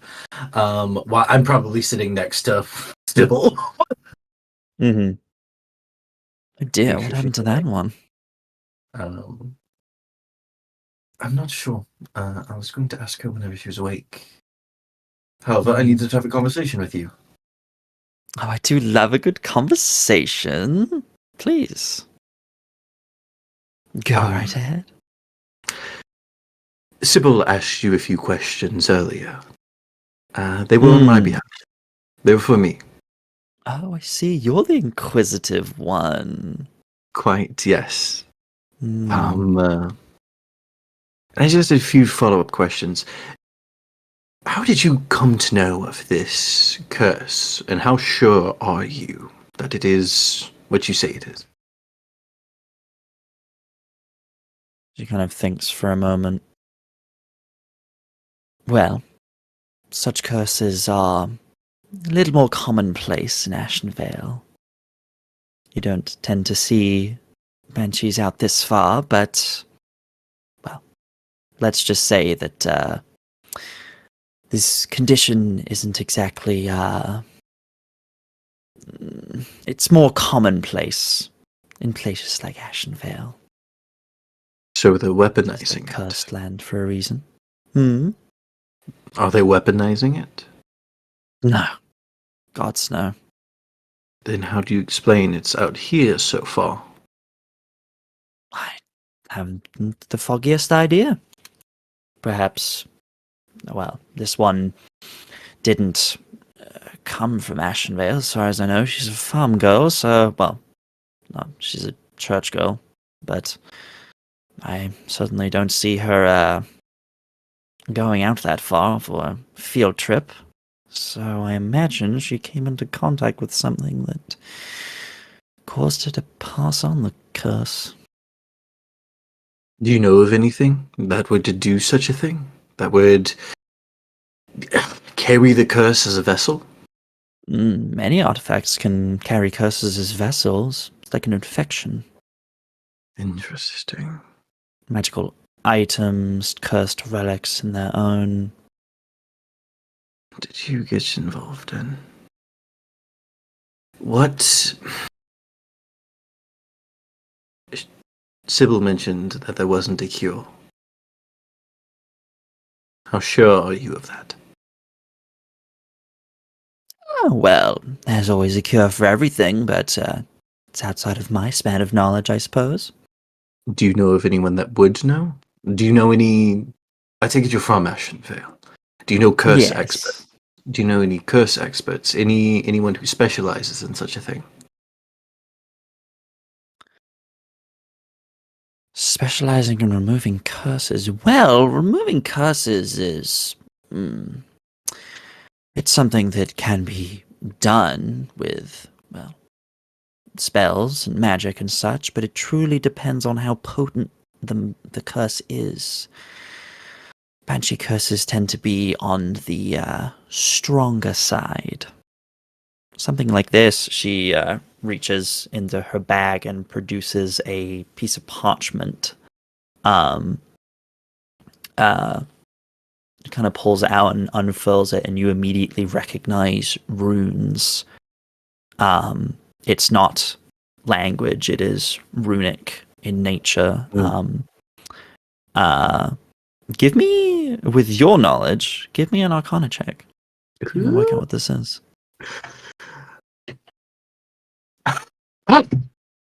Natural 20! Natural 20.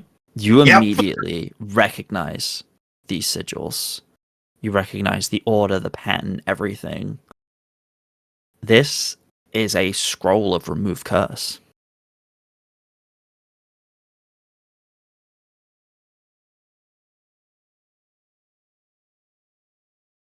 Something like this is used to remove minor curses. Things like, well, the boy's lycanthropy could potentially, although if it's genetically transferred, it may be a bit more potent. Depending if hers was genetic, might be able to remove it from her, but that would leave him with it still. Could work, I suppose. I do only have the one, and they are quite pricey. So, only if it was completely necessary. If you had lost control of him in there, I might have had to use it, but seems we didn't have to get to that. Could it cure his lycanthropy? I know you said genetic is difficult. Potentially. Do I know if it would work, or if it would, like, require a little extra oomph from someone? With, again, going on your, like, natural 20 with Yeah. Arcana and stuff like that, you aren't sure. This is what you would need to do it. It is the cure, but it's how much of the cure you need for it to be effective that is kind of you're not sure. This does seem to be one of a second circle, so it's not a super strong one, but it does what remove curse says it does. So theoretically it should.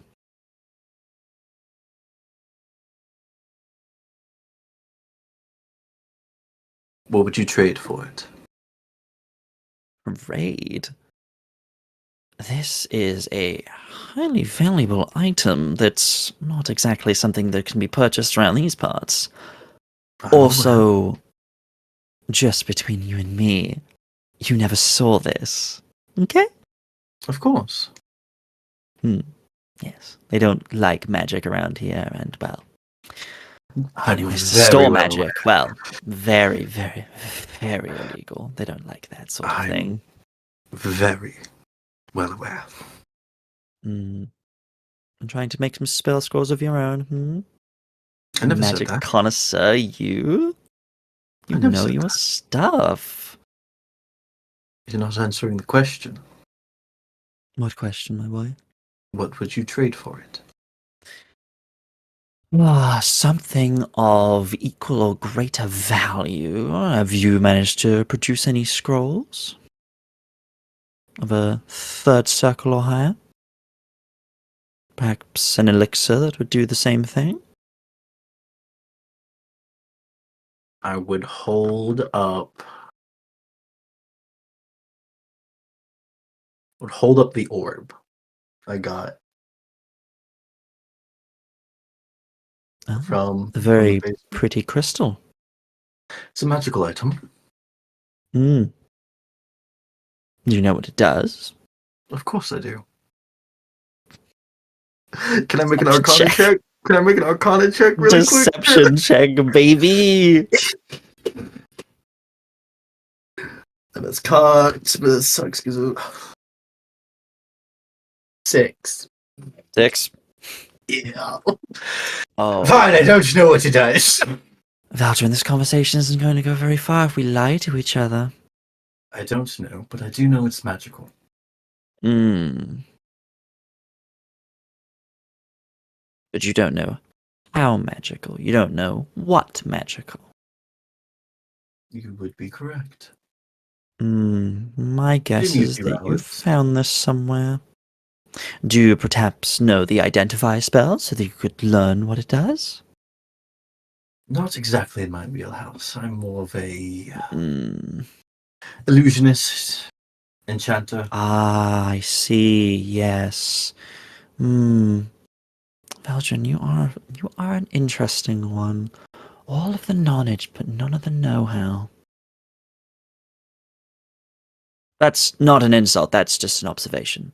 Sorry if it sounded like such. I sound like that sometimes. I don't always The fact I that don't you always recognize- mean to sound That's that way.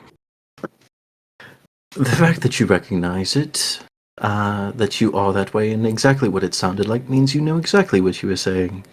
But it's no bother. I've heard much worse from the schoolyard bullies before. However, that scroll could save a mother's child. So, the orb, and I'll owe you a favor. Oh, she smirks at that. A favor, Veldren. With the stipulations that I won't hurt anyone for you. Ugh, Hurt or that's kill. boring. I know, Kind of but like it's what I'm putting on the slumps. Like, table. ugh, that really limits Besides, the things I'm I not. can get you to. Besides, I'm not exactly the best at hurting or killing others. My wheelhouse lies much more in magical knowledge.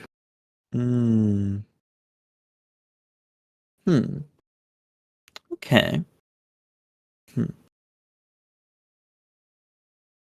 She thinks for a minute. All right. So the only stipulation is that you don't have to hurt anyone, correct? Hurt or kill. Yes. Hurt, murder, kill, whatever word you like to use. Yes. I'm not a fae. I just have to make sure, you know. Let me use J thing for a second, really quick too. Please. Really quick. We got no murder or And my leading to. actions, if you have me steal something, my actions can't lead to harm. That is difficult, Veldren. I don't know if I can promise that. That covers a lot of bases. Oh, it does, but I'm also offering you quite a bit of wealth of knowledge. Oh? What kind of knowledge? What knowledge do you have that could interest a sorceress like me? Knowledge of magic, knowledge of history, knowledge of arcane artifacts. That you don't My know how to brother... identify. No, but my brother could. Your brother? Oh, you have a sprightly older brother who knows more things about magic. Did you learn everything from him? Is that where this knowledge is coming from? Younger brother. Oh, And we have that's two sweet. very different knowledge bases. Mm. And just because you're a sorceress doesn't mean you know everything there is to know about magic and the makeup of the weave. Of course, there's always more to learn. There is, and I'm offering you what I know. I studied for quite a long time. And what do you know, Veldren? Because whilst knowledge is precious, its value isn't set in stone. It is in the eye of the beholder. So, you bestow upon me some magical knowledge that you have, and if I believe it to be worth a spell scroll of this complexity, then we have a deal. But if you would rather owe me a favor where you don't have to kill anyone or directly inadvertently hurt someone, then I am open to that too. That is certainly of value to me. Do I have anything in my journal, GM, that I could use here?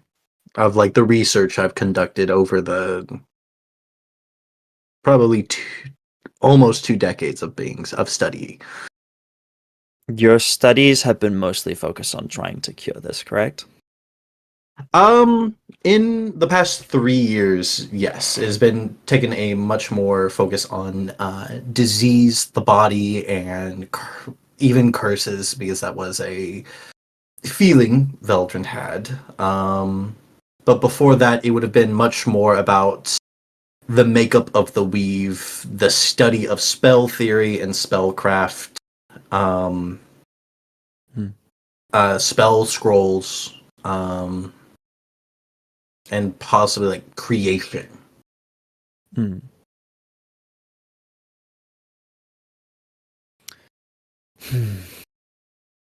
Okay.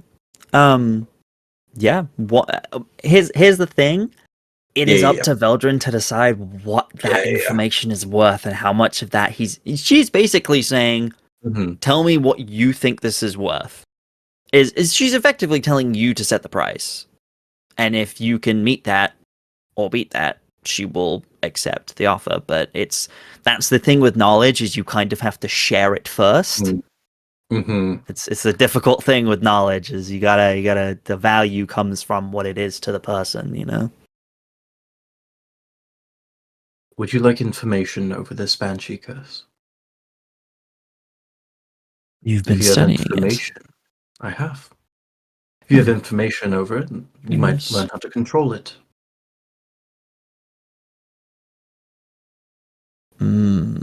Okay. You have made progress on slowing or preventing this curse?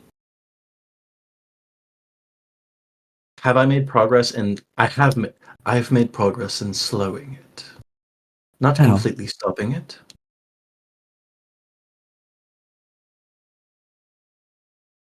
How At least have as you far done as so? I'm aware, in slowing it. Lesser restoration slows it. Stops some of the symptoms, and as far as I know, tends to make them feel better, tends to combat some of the side effects of it. A restoration spell slows. That's what I thought. She kind of like When you mentioned that you knew a way to kind of slow this, make me Mhm. an insight check actually. Happily.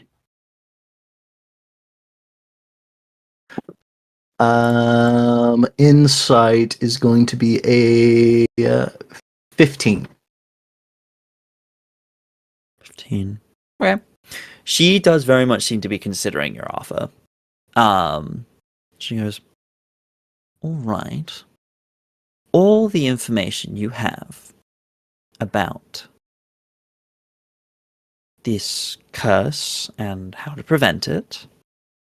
You share all the notes that you have collected, and Of course. perhaps I'm taking a risk here because it might all be knowledge that I already have in my wheelhouse. But if it is not, perhaps I will learn something new. A bit of a gamble, shall we say.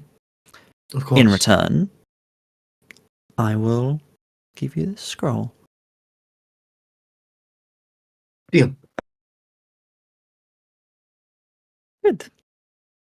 And I will give me the night to copy over the notes for you. I'd like to keep my own copies. And course. I will give it to you. I don't suppose you'll be sticking around here.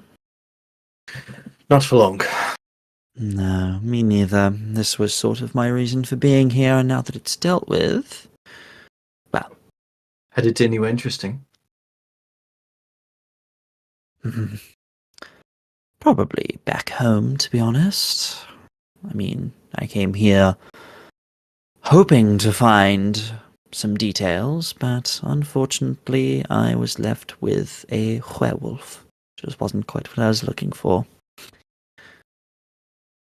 What are you And- looking for? I might be able to help.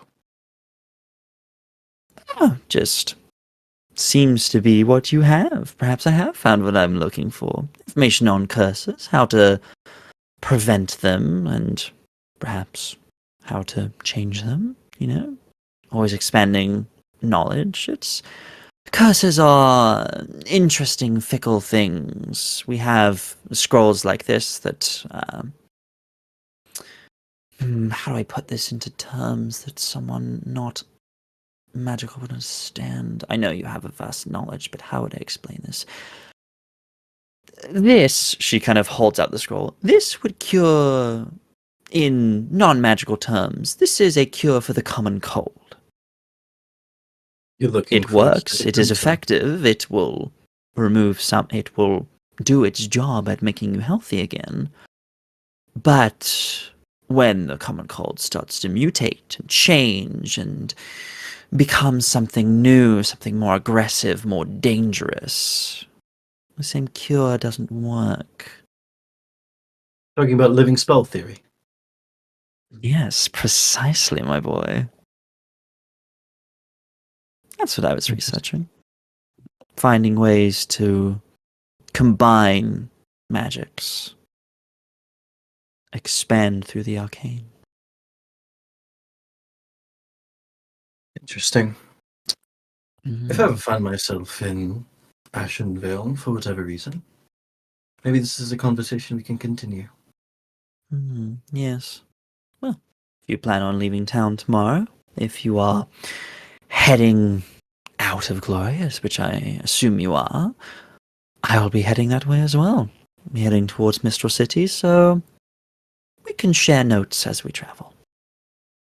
How does that sound? Of course. Delightful. Well, I think it's been a long night, and I think we should get some rest. If we're going to leave bright and early in the morning, as I suggest we should, when that collapsed tunnel is discovered, there will be hell to pay, and I don't want to be around when that happens.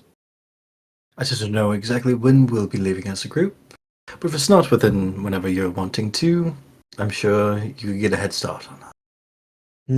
But we will I'll be reach probably out to you. leaving I have tomorrow. my ways. Am I going to hear your voice in my head through this ending spell? You don't have to be quite so cryptic. And kind of just shrugs.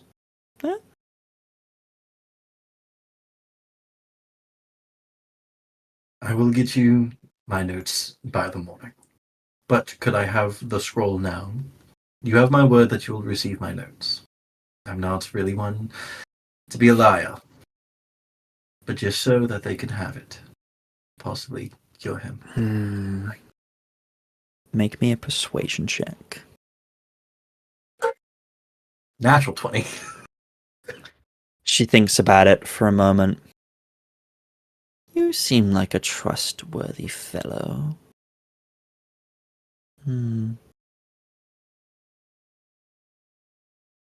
I hope my trust is not misplaced, because if it does, I would hate for your friends to miss you. She hands you the scroll. I'm sure they would. Yes. And I'll take it. And I'll go ahead and sit down and start copying over notes. Okay. Cool. Are there any other last bits people would like to do before people settle? Bishop.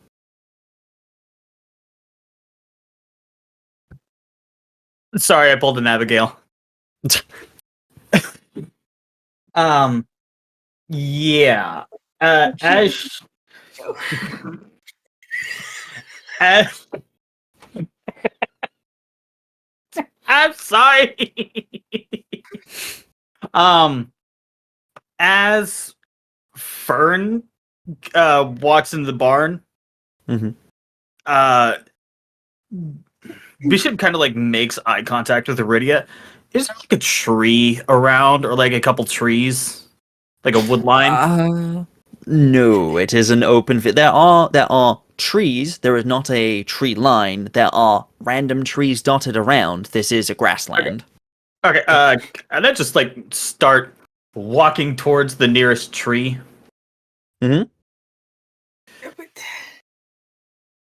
Why are we okay? Just like walk reluctantly behind him.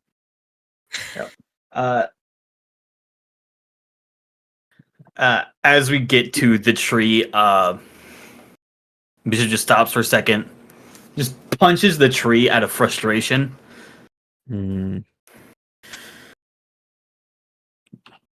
Switches over to Elvish. Fuck. You know the tree is not going to do anything to you. Also in Elvish. And hitting it's not going to make you feel better. All my fault. No. It is all my fault. No, still not seeing the connection. This was not your fault. If I hadn't have gone off the handle, if I hadn't gone to Abraham like I did, he wouldn't have found the manacles. Frankie wouldn't have gone berserk like that. Everything would have been fine. It is my fault. You don't know that it would have been fine. Okay, fine. I saw him go down. That is my fault. Yeah, and we fixed it. It's fine. He's okay. It shouldn't have needed fixing. Just like put his back to the tree and just like crouched down with his head in his hands.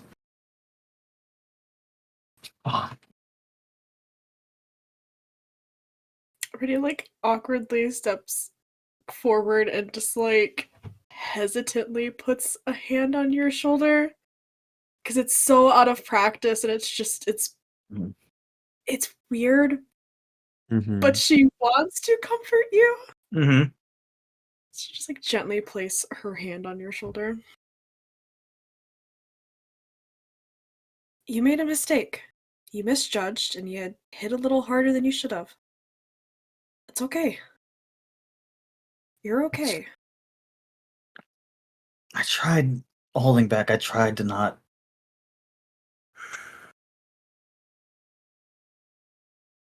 I didn't want to do that. Have you tried fighting without getting all scary and you might not need it. The bishop that I knew certainly didn't. You know, the bishop you knew was alive. True. But you're here. Still mostly Yeah, still well, mostly my bishop.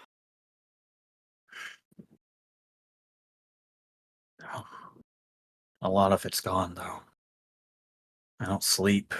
I don't eat. And out of everything, that's probably the worst one. I, I don't even breathe. That could be helpful sometimes. Yeah, I know it can be helpful. It's just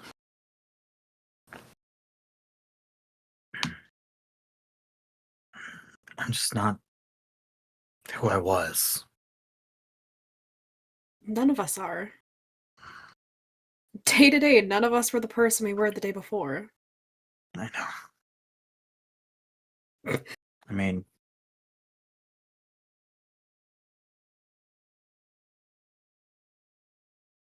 I mean, just looks you over. I can only imagine what you went through. Not much, pretty standard things. I just traveled a lot. Blatant lie. Yep, I'm about to say. Yeah, we both know that's bullshit. I survived, Bishop. I did what I had to do. It's fine. Huh? It just shows you're better than me. At least you survived.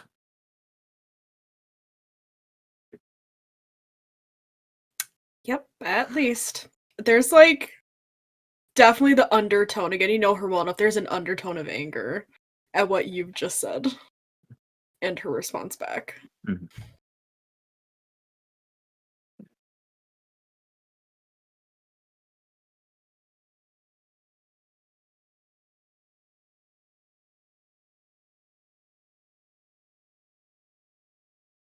This is scary, Ari. And you would know that. It's been a while since you heard that, but he always Yeah. that was always his nickname for you.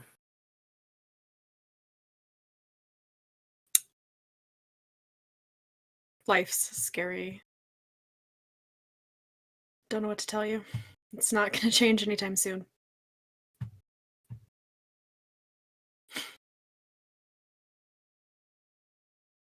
Appreciate you being the calm and collected one back there.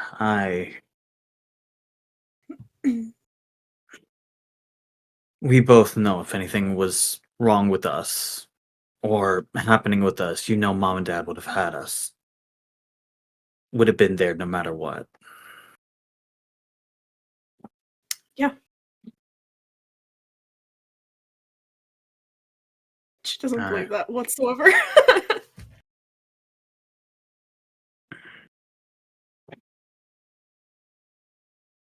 All right.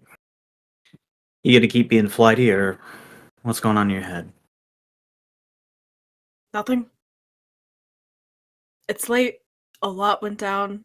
You're out here punching trees. They could all be dead in the barn for all I know. There's just a lot going on.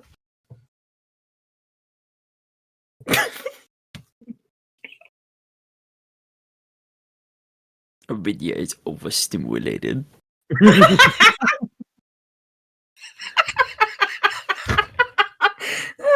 She's not. Okay. Too many things are happening. many things are I need happening. quiet. I need I my must- trance. I must protect. I do have a question for you. I might have an answer.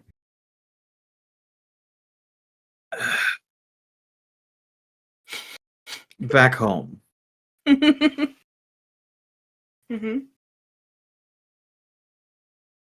do you know what happened to the artifact?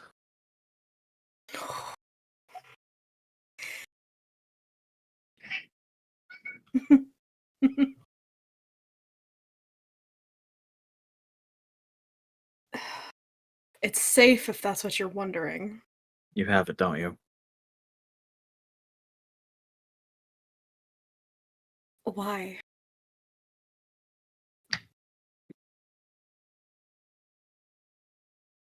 I mean, I know, but I want to hear you say it. Oh, you know. Okay, that makes things a lot easier. What brought me back wants to see it. I don't know No. what I don't know what for, but No.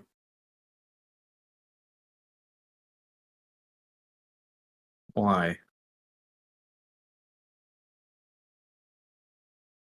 I've spent so long protecting this, I'm not just gonna let whatever brought you back see it. Okay, well, I mean, you don't have to give it up. Just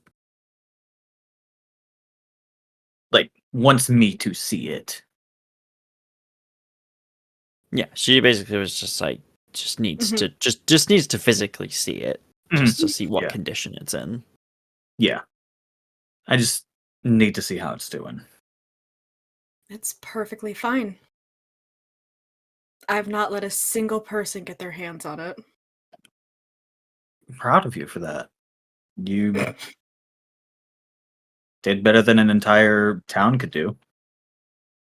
No, the entire town bought me time to get the artifact and get out. An entire town died for me to get the artifact and get out. Yeah.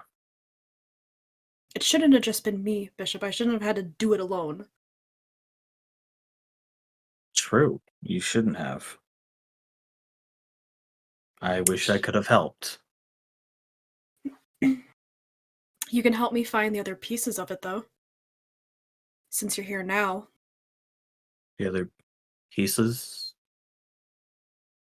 Yeah, I it's missing pieces. okay. I don't know much about this thing. I just need to put eyes on it. I've been told nothing else about it. She'll kind of reach and undo a couple of the belts around her waist and slide a decent sized pouch off. And I will pull out the box and hold it. Yeah, you pull out this intricate looking box. You see, kind of similarly to what I described before, you see a hexagonal shape with 5 kind of circular slots in each corner. Each side is depicted with different images depicting some sort of story of draconic beings, and the casing is kind of lined with kind of draconic patterns. As you're kind of looking over it and looking over as Aridia said, something was missing from it. You see those kind of empty slots, all 5 of them empty.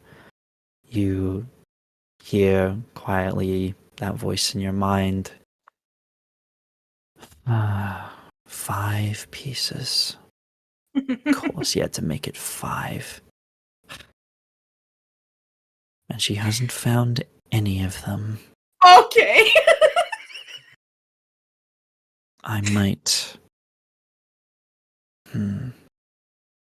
You see, kind of out of the corner of your eye, Bishop, you do see her form kind of walking next to you. Aridia, you don't see anything. Mm-hmm. But you do see Bishop. She kind of steps out, kind of standing between the two of you. Or not between the two, but like off to one side between the two of you. Yeah, like if we're right here, she's right Yeah. here. Yeah, kind of like 3 sides of a square.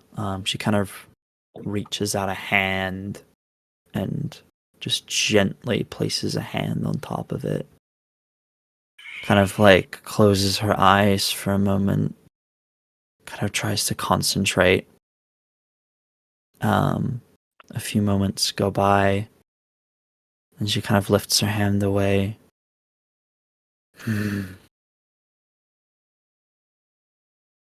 Scattered. Everywhere. Some of them are here, some of them are there. We'll have to find them. It'll take time. But it can be done. I can pinpoint some of their locations. It'll take me time to truly work out the signatures. But seeing this artifact and making contact with it, I can hopefully trace the rest of its origins. I am connected to it, I suppose.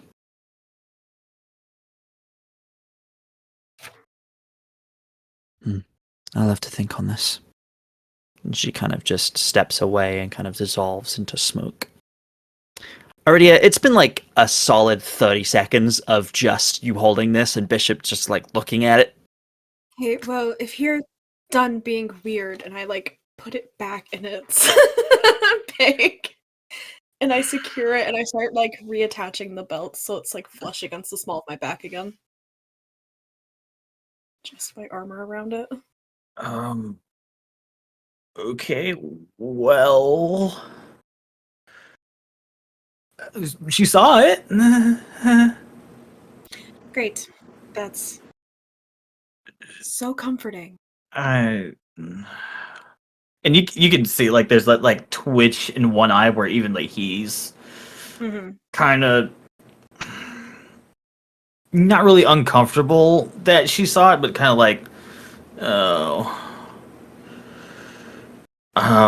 she.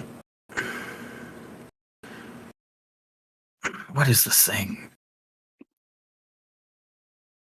Do you really want to know? I mean, kinda, yeah.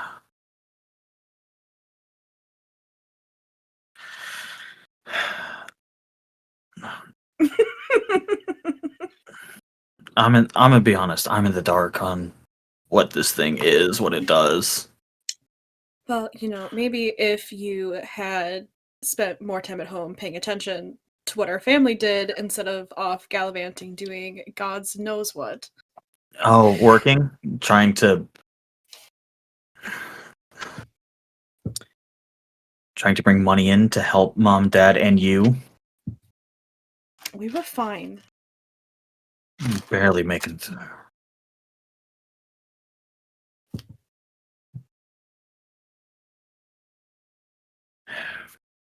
Anyway, I didn't want to fight about it.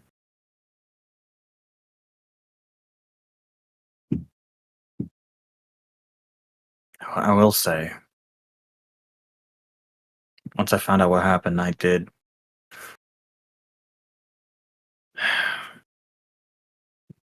I did try to get answers.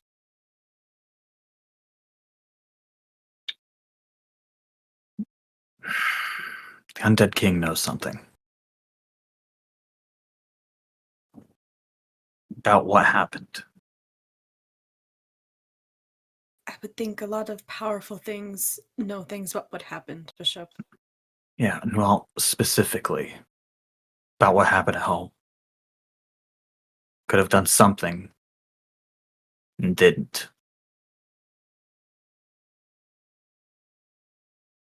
Well, it's too late to look back on it, so.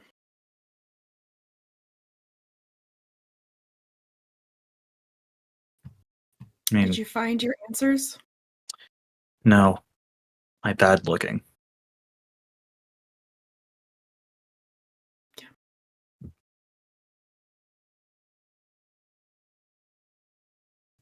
Trying to figure out why my family had to die. We're all gonna die, Bishop.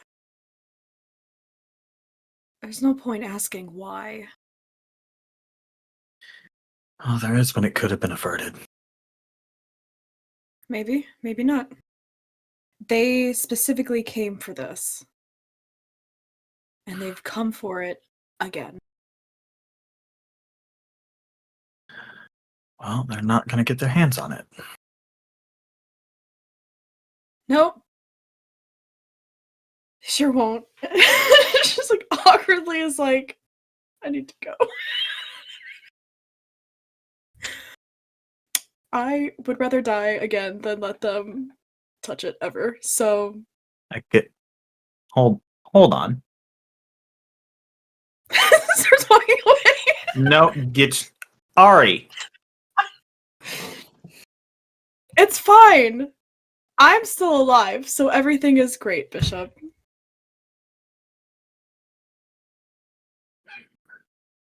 Yeah. You're still alive. Yep. Glad one of us are. I'm just gonna let her walk away. Oh, I feel so bad. Welcome to Tales of Agius, where we are always sad. I'm never sad. I'm always sad. Yeah? Well, you know. Astra is just a girl. Just a simple human girl. Just Princess. a human girl. Speaking of Astra, coming to the end of that scene. Astra, are you doing anything before you're settling into bed for the night? I don't know, because I missed that entire conversation basically with the werewolf mom, so I don't know. We were yeah. inside. No, we were no. inside while that was happening. Oh, you would have. We were you in would the have bar. heard, and things would have been passed on. The people will have told you. You will have been told. Like the specific conversation doesn't have to been happen, but you would have picked up on the context clues of what's happening, and I'm sure you would have been filled in. Basically, Mom came back because she heard Frankie calling for her. Yeah. Whenever he was like in Yeah. pain and everything. They're like Okay. passively. If you're in the barn, they are passively talking to each other and explaining things and stuff. So you would have picked up everything.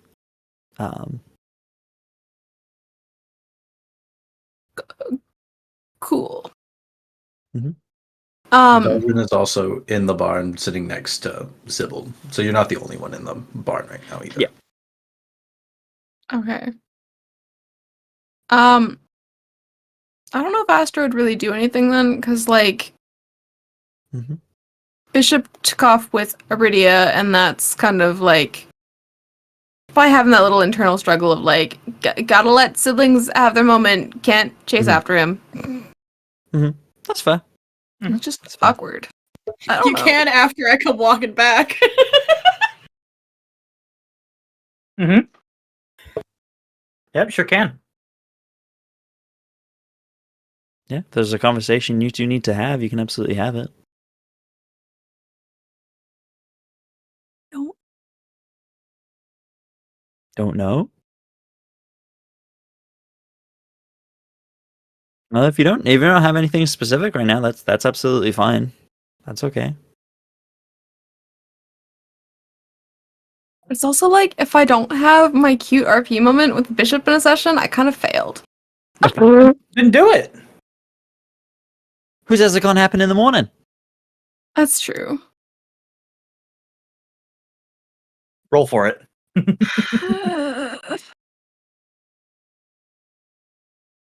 And pick highs or lows. Somebody pick high or low. Hi. Oh, well, I rolled low, so. Ah! Yeah. So what does that mean? Wait till the morning. Okay. So Astra, you're kind of just like sitting. Would you sleep in the barn, or would you go back into the house to sleep? Like,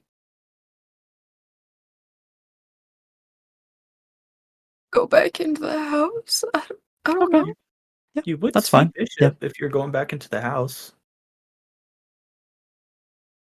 I think we're saving that Chris- conversation for the morning. I think. Mhm. But if you want to do it right now, you can just make a decision on it.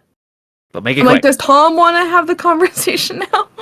I mean, it's up to you, bestie. Oh. Guess the morning. Okay. Yeah, we'll save it for the morning. Yeah. So, Astra, you're heading to sleep. Veldren, you're copying notes for the night before you sleep. Sybil is way ahead of y'all and is already napping. Aridia, would you also be heading to sleep as well? Yeah, probably nearby wherever. Because Okay. I think Veldren and Sybil are in the barn, so probably settle back in somewhere near them. You're not going And into then the Bishop. house? Yeah. Mm. decisions. Do you Pretty- want me? I'll go to the house. That's I don't fine. know. You I'm not you gonna have force a you place to It's sleep that in you that have a house. spot in the house. Yeah. But Sybil and Veldren, someone has to protect the babies. I could protect us. And I'm this not is also that weak. standing watch. It's fine. I sleep in the barn. I'm No worried about slumber Sybil. party for Okay. Astra. Sorry, Astra. I love you. Honestly, Sybil's head would probably be in Veldren's lap because I don't know if he'd have his pillow right now. Yeah. Just to make her more comfy. Aw, Yeah. cute. Okay. Well, I if hate you people all. It's platonic. Christ. What are you all talking about? All right. You know If what you that guys sounds are like, Jay? all fruity. That's so fruity. All right. If you guys are all settling in, then yeah, you guys settle in for the night. You do your various sleeps and trances, and being Batman, I assume, for a bishop, as bishop does not sleep. No, not exactly being Batman. Bishop has not left where the tree is, and is kind of like sitting leaned against it, and is just watching the barn. Okay. Yeah. In that case, we will go to Sybil. Sybil. The last thing you remember, you passed out as you cast your last spell, and you felt yourself kind of falling forward before you lost consciousness. And when you open your eyes, you find yourself in a somewhat familiar starry space. You look around you and you see, kind of approaching you, a familiar starry form. A slender woman with long flowing starry hair. She walks towards you. There is a smile. Kind of holds out a hand to yours. I'm sorry it's been so long since I reached out to you, Sybil. But you are beyond my reach. Trapped in his embrace.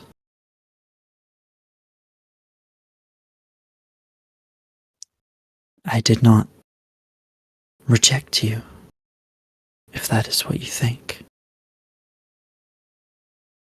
He simply blocked my influence. I would never turn my back on you. I chose you for a reason.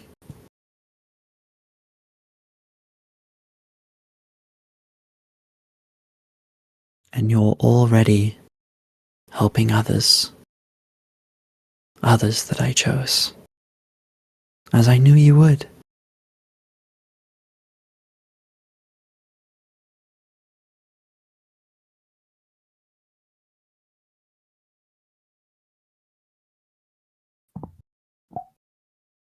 I think, oh, it's been so long. Sybil just Mhm. probably has her head Yeah. down, but is like nodding to indicate that she's listening. Mm-hmm.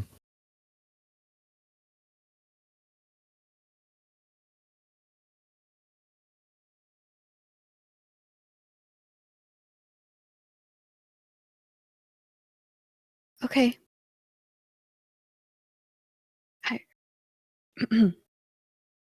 I will continue to try to help where I can. You are doing so much already, and I know that now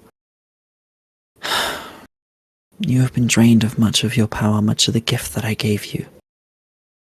But I still have more I can give. Kind of like holds your hand, kind of takes it and then places her other one on top. I know you fear the task I gave you, But I think that you have the right idea. Going there now would be dangerous, not only for you, but for everyone around you. You need to regain your strength, and that will take time. But while you do that, you have your friends. And as you go, I will do what I can to grant you more.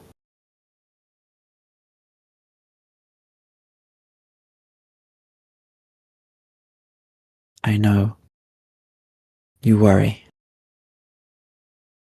but I know you won't fall into his hands again.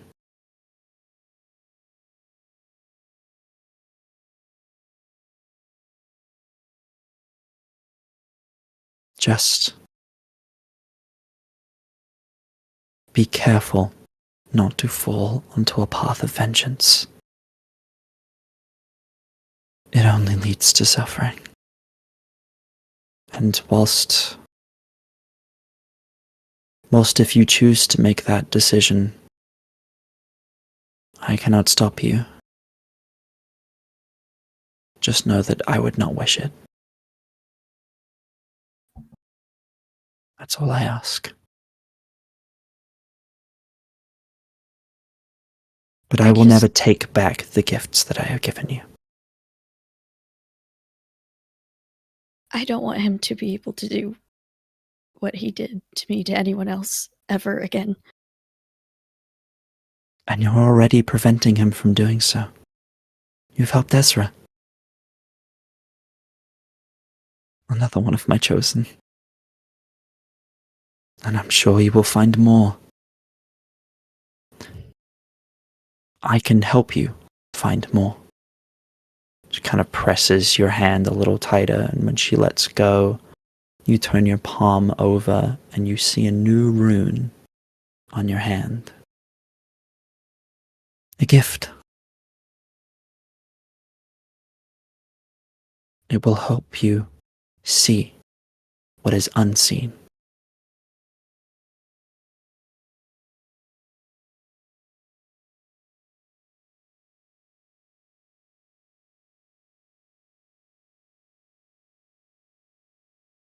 Thank you.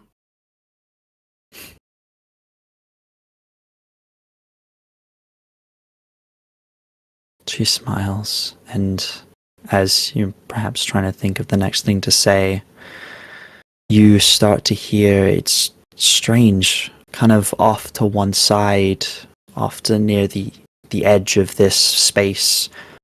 You hear what sounds like someone like knocking on a wall, kind of just like a quiet banging. And you hear a muffled voice calling out. You can't quite make out what it's saying. Continue your journey. Help your friends find more of my chosen. And you will be on the right path. There is no... Magic is not a linear being. The weave is wild and mystical and works in mysterious ways. You will find your way to your destiny, whatever path it takes. Know that whatever path you choose to take, it will be the right one for you.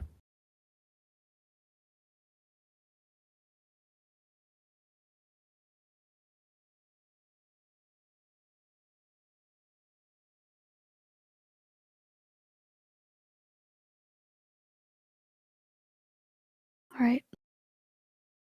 Okay.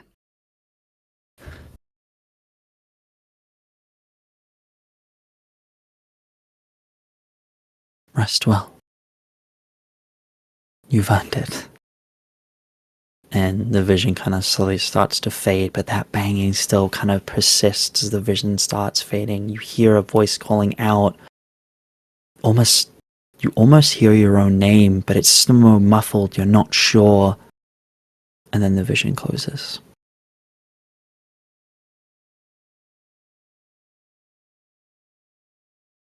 Astra, As you rest, you dream. Oh no. You dream of Oh no. the stars high above. You open your eyes and you see them all around. But then you look off to the distance to where you'd see the horizon. And you do see a horizon, but it's strange. Where the sky meets the sea, it's one and the same. You see the sky of stars, but you also see an ocean of stars too. You see beaches of lavender sand, and you see structures, buildings, castles made of crystals. You take all of this in slowly, and you realize you are being held in the arms of someone you can't quite make out. You realize that you're very small. This must be when you were a baby, a time that you don't remember.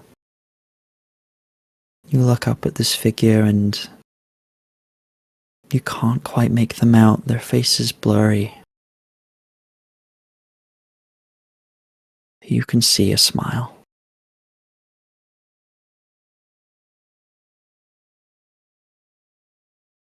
And then you drift, kind of holds you out, and you kind of start drifting through the air around this space. You kind of are able to fly high above the ocean of stars. You're able to kind of look around and see this kingdom for what it is. Beautiful in its own way. As small wings flow behind you.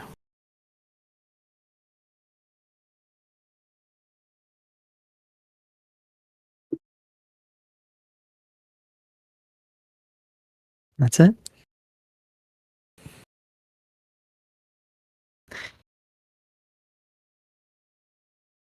What am I going to pick on next, huh? Veldren. You continue your notes and kind of continue writing. You finish most of them for the night, and you have a couple more that you'll finish in the morning. You settle into rest. You as a drow, not sleeping, but instead, instead trancing, much like Aridia does. You trance, and again, you don't really dream, but you think about what Sal told you about magic and the weave and how you have all the knowledge, but the know-how is still somewhat beyond you. At least someone. That's not your own fault. It's just an unfortunate situation for yourself. But you think about the magic that you know, the runes that you have. You almost see them in your mind, kind of creating your own dream of runes. And you start focusing on them more, focusing on how they perhaps could be harnessed. Kind of going through the motions, kind of almost feeling the runes along your arms and your skin, and kind of going through the motions as you pick up a few more things magically. But yeah, it's kind of a dream of your own design, your own mind palace. What would Veldren's mind palace look like? I think that Veldren would see it as... It would be the cistern, but it would be like from floor to ceiling bookshelves and everything, of just different writers and different scientists and even different like mythological like stories that he's read. It's almost as like a compartmentalized area of every book he's ever read. But in the cistern where his group lies all of the time, that very much stone underground kind of area, and him just kind of almost sorting through the books, and also just like possibly even just future titles and maybe even papers that he's written himself. Yeah, you would see all of that, and kind of some of the notes that you have written kind of float out and into your hand, and you're able to read the spells that you've learnt so much about. And yeah, you just sort of almost feel that knowledge coming to you, almost picturing other spellcasters you've seen in your mind, almost trying to imitate it and create those spells. Yeah, as that's how you spend your trance. Ooh, which one of the siblings do I want to pick on first? Tom, you were slower. You were slower. I saw the Aridia hand goes first. Bishop, as you're kind of sitting, you don't sleep because you can't, but you sit and you wait as the time passes, looking at the barn. And you kind of blink, and as you do, 1 second the barn is there, the next you're in a dark space. You're in some sort of cave, perhaps? The only thing that illuminates it is a light at the center. And it illuminates the walls somewhat. You see almost like rigid shapes going up into a ceiling that you can't see. But in the center, you see a singular glowing flame that seems to shift colors, sometimes blue, sometimes white, sometimes black. And as you approach, it turns somewhat green.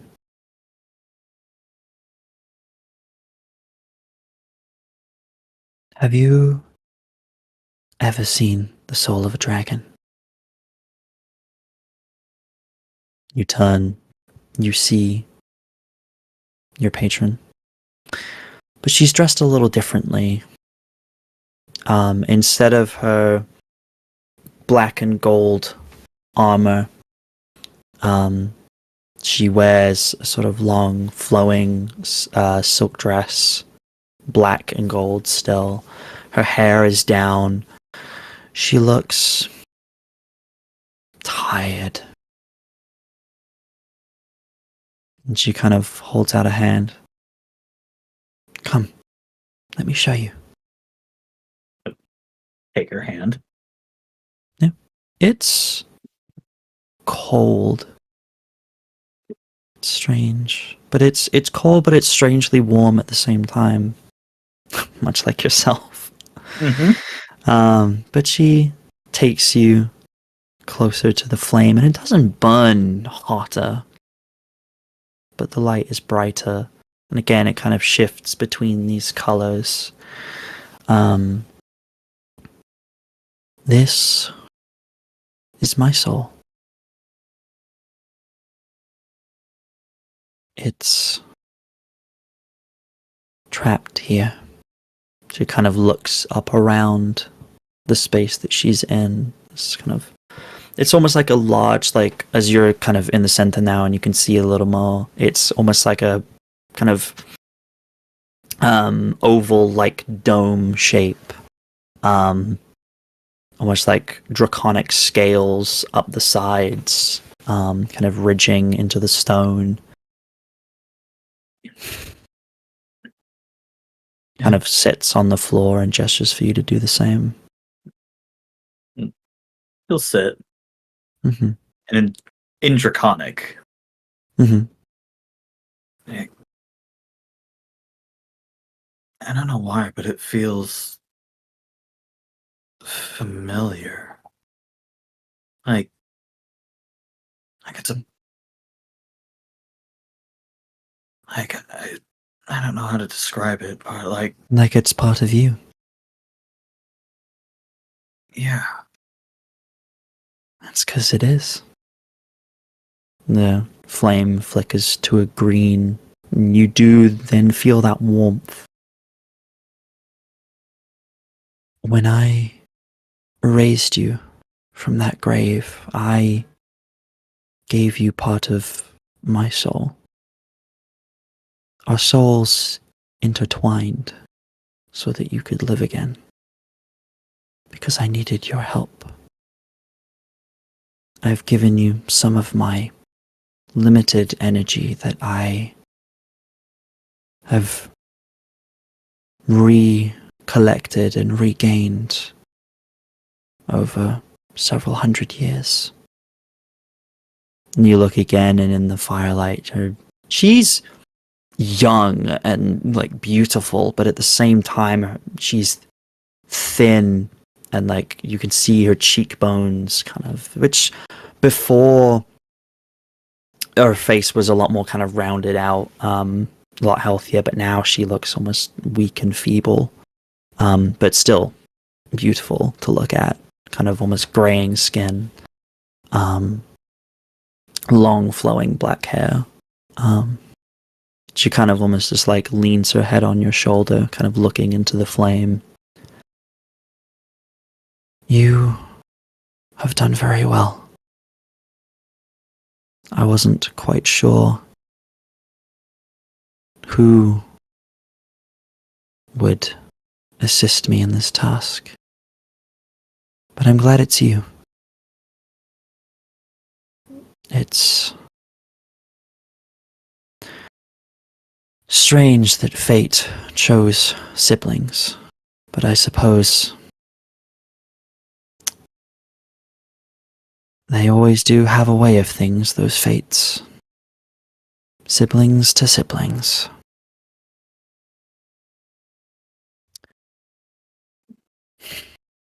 Siblings? Yes. She kind of looks up to you.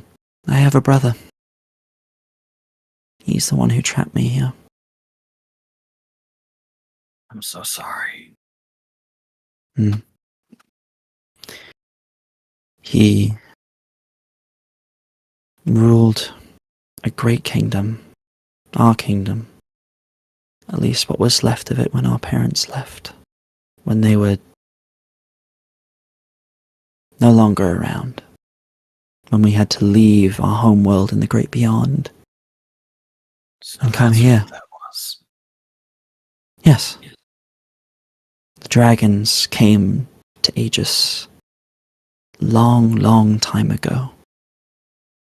We are not native to this plane. We come from a place far gone. But we set roots here, and the people welcomed us. They were very kind to us. But over time, my brother, as the older sibling, assumed position of rulership as our parents were not around to take the throne of this new kingdom. I, of course, allowed him to do so until his leadership led to unrest and unhappiness among these people. A mixture of both our own and those native to the lands we came to.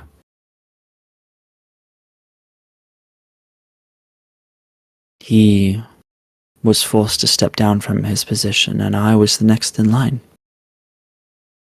I sought to settle these issues. He was too afraid to do what needed to be done, and I was not. I've seen what destroys a kingdom. I've seen what destroys a world, and that's a weakness. And unfortunately, my brother was weak. Is still weak.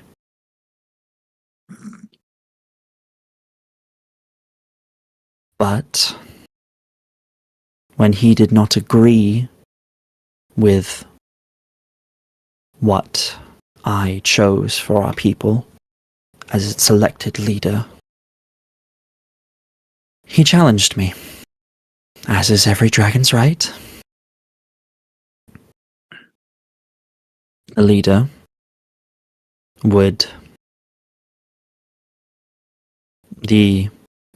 whoever won the battle would rule and would choose the direction of this kingdom. But he cheated. Instead of killing me as he should have to settle the duel, he instead trapped me here, siphoned away my power so I could not escape, left me here to rot for hundreds of years. He is a cruel man, despite what many of his followers would tell you.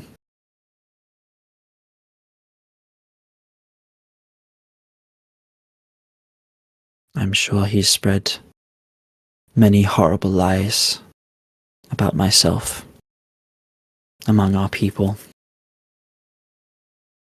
trying to paint himself as some great hero. Well, we're going to set that right. You and I. She kind of smiles at you. And now that we know how to find what we need, soon I'll be able to be free.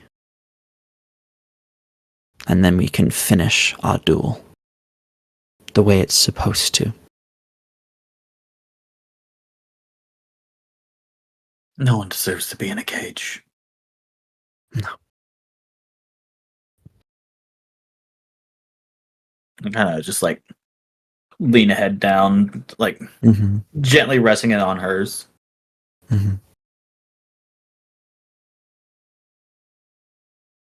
It's warm.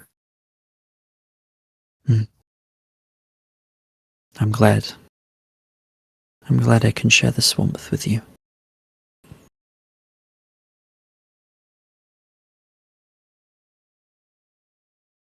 My power is still somewhat limited. I've used so much of it to bring you back and to communicate with you up until this point, but I spread myself a little too thin, got a little too carried away. So I may have to leave the further decisions up to you. I will be able to guide you in times of need, but physical manifestation is perhaps not the best idea for a while. At least not until I'm stronger again. That's understandable. We at least have our next destination, so... We do. I was able to uncover some of the locations of the pieces. There's one here in Gloria somewhere.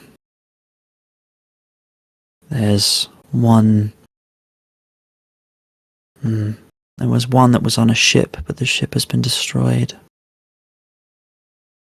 It was there, but something's happened to it, and I can't quite place it now. That was very recent, though. If it was Another... on a ship, maybe it sunken ship. sunken. Destroyed. No doubt part of some great pirate's loot. Or Another, unfortunately, lies in the hands of a good friend of yours.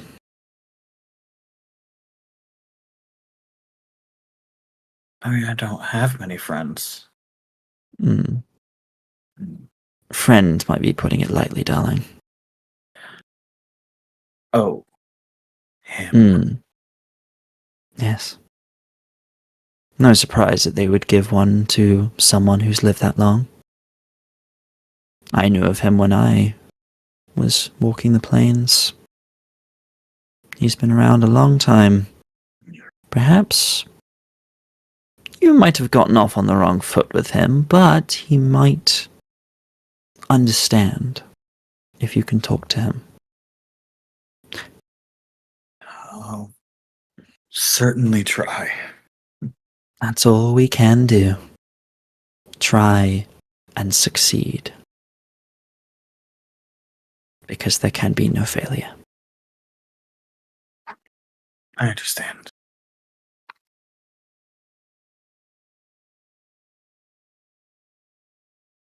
You. There won't be. That is good to hear. I know I have been stern with you, but I know I've chosen the right person. She kind of places an arm around your shoulder. You spend kind of another minute or so just looking into the flames. And then you blink again and you are back staring at the barn, as if you never left. Aridia! Ah! Sorry. Last but I'm not just least. I'm just having a happy good time over here. Yeah. Unmark yourself safe now. Thank you. Yes, thank Yeah. you. Your No guys' one's safe. dick.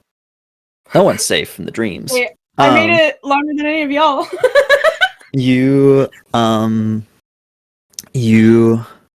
settle in for the night, and you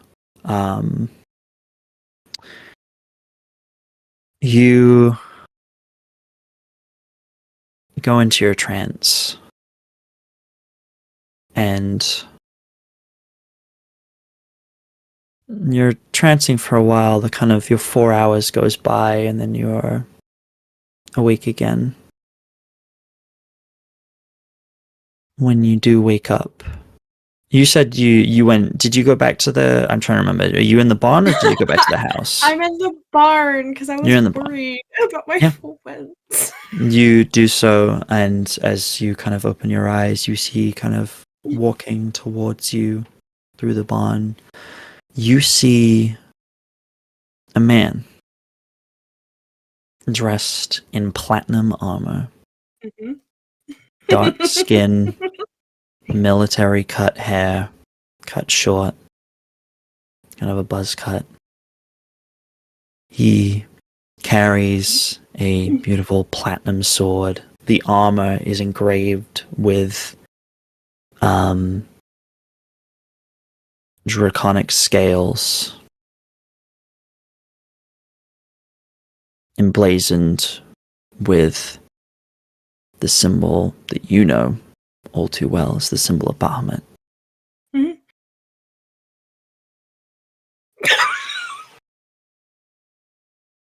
Oh no.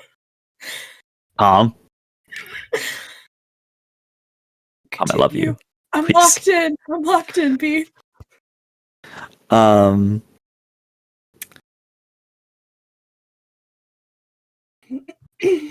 He approaches you. So, she has seen the artifact now. She knows where to find the pieces. I figured we needed all the help that we could get to find the pieces. Yes. Like I said, our goals will align for a time. And then, well, I truly don't know what will happen. Aridia, can I ask you a question? Of course.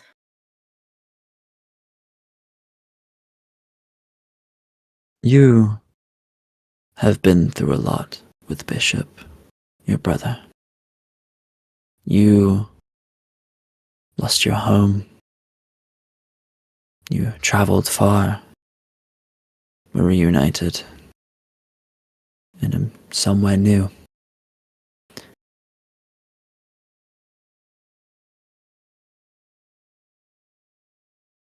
If you were faced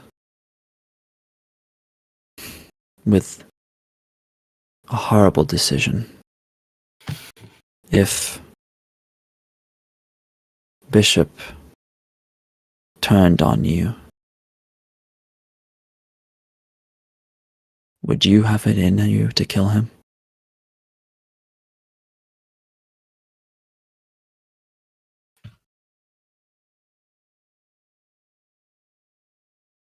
Would you raise your sword against him and put him to rest permanently?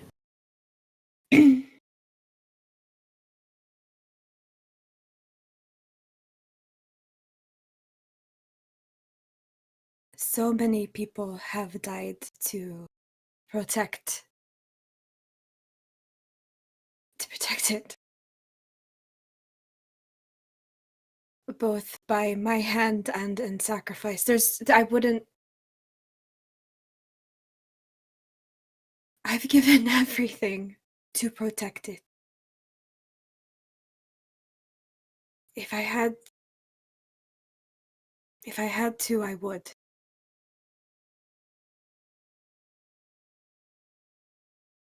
Kind of nods. It is a very difficult decision to make. One I was unfortunately not strong enough to make myself.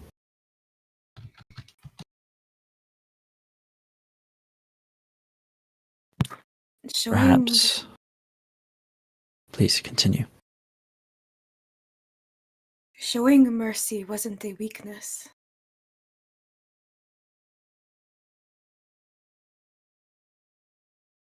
They were your family.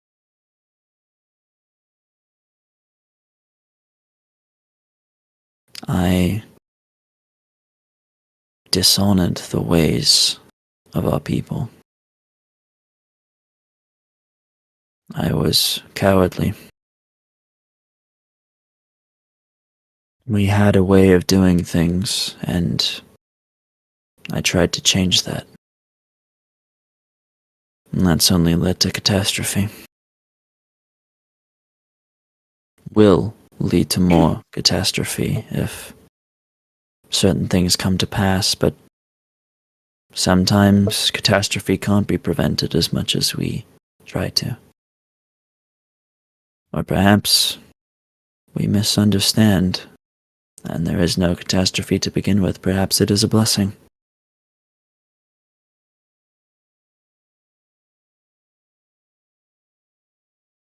Well, thank you for answering my question.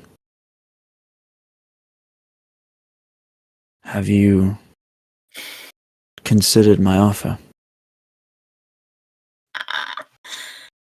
If it is not the time, if you are not ready, that is fine. My offer will remain until you are ready. There is no pressure to push this path further if you are not ready.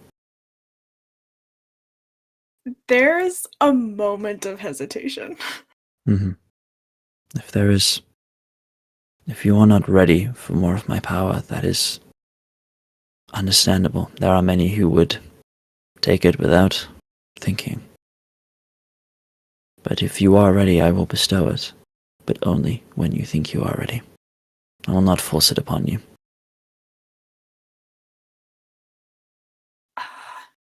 I will pull my sword out and I will kind of like put it into the ground and like kneel in front of them.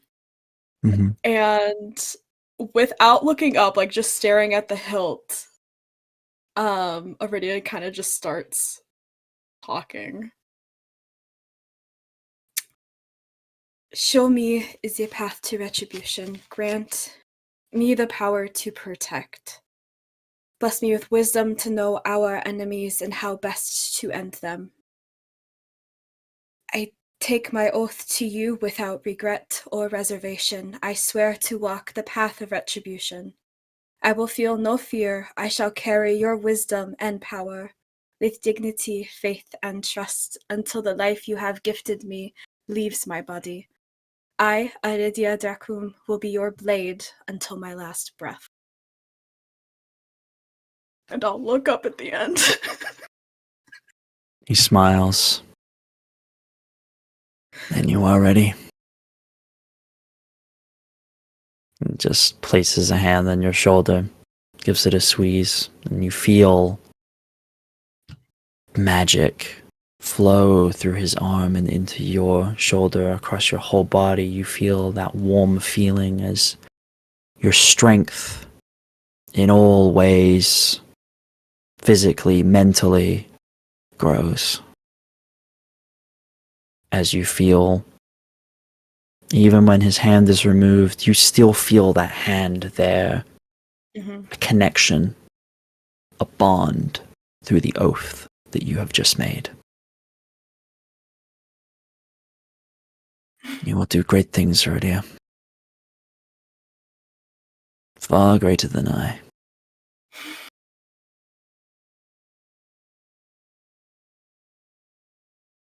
She'll just kind of stand and sheath her sword. When you kind of resheath your sword, you kind of just stands and waits.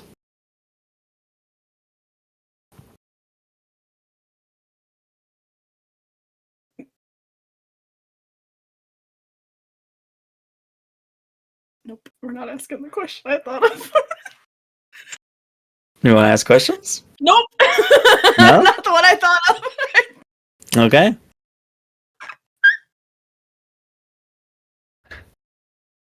Tomorrow, you will set off on the next stage of your journey. As will he. But I know that whilst you walk this path together, one day it may divert. And I know that you will be ready if and when it does. I will always be there to guide you, should you need it.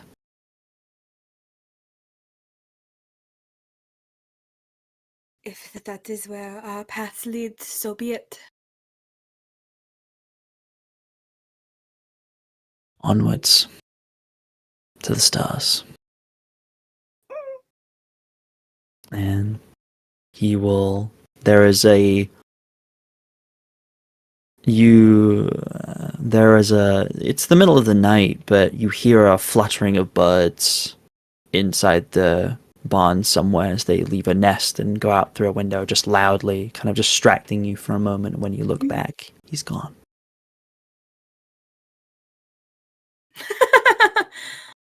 Oh, I legit just did this in the middle of the barn. I was not sleeping. Nope. No one else woke up. So you're Okay, good. that's fine. Yeah. It's just but awkward yeah. eye contact with people. You all get your rests, and when you awake, you all level up to level 4. Yay! We did it, gang! Level 4, baby! You made it! Hell yeah.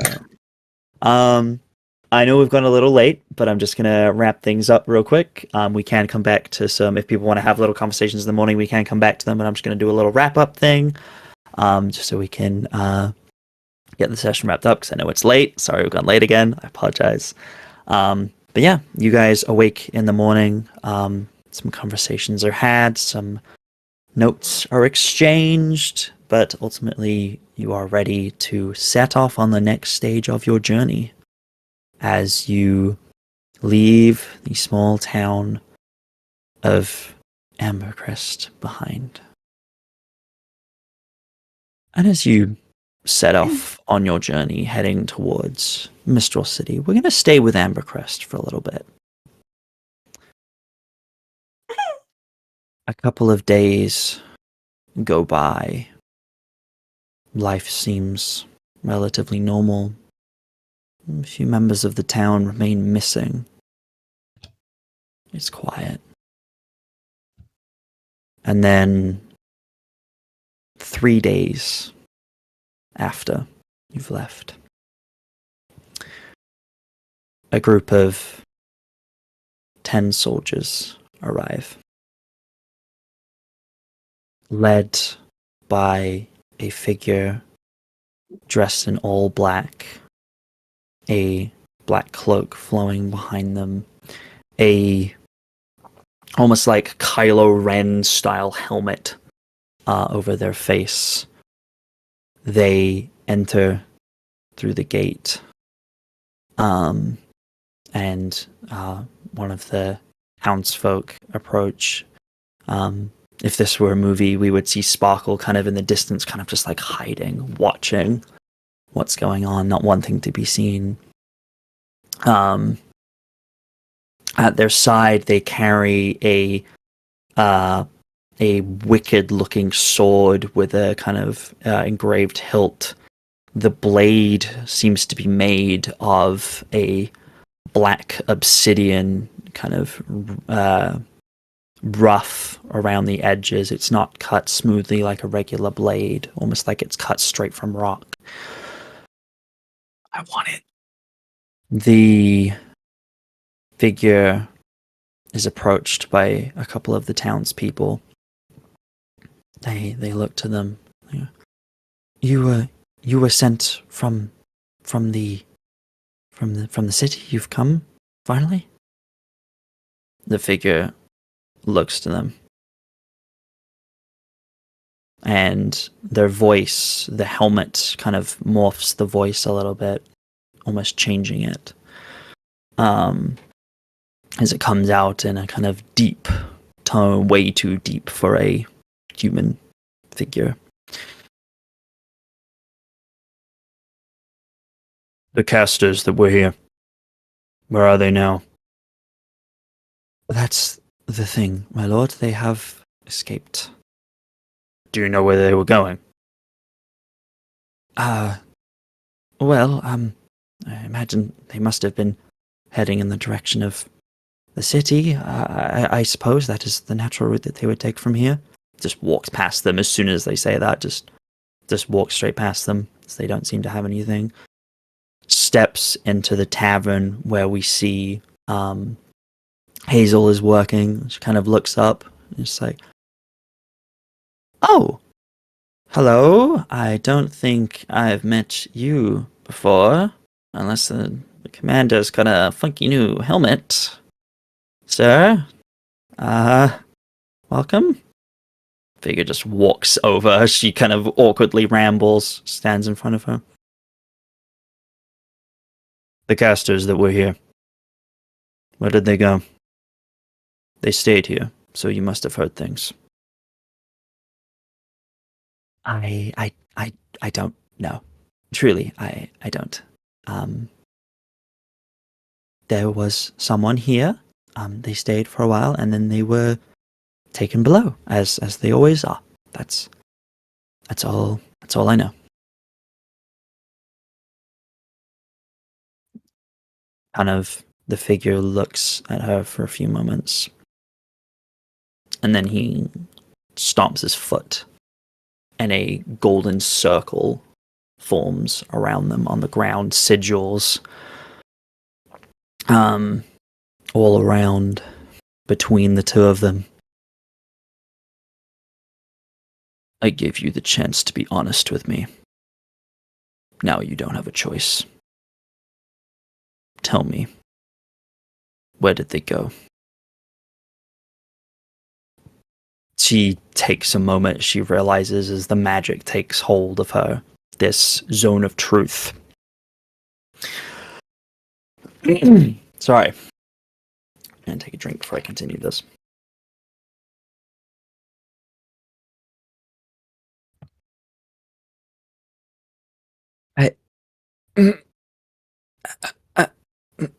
She stumbles over words as she tries to tell a lie, but she can't.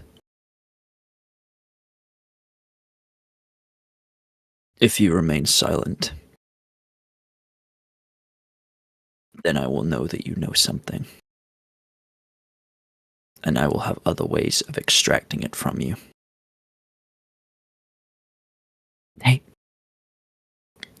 They took the caster that we captured. They collapsed the tunnel. We haven't seen them in days. They left. They were going towards the city.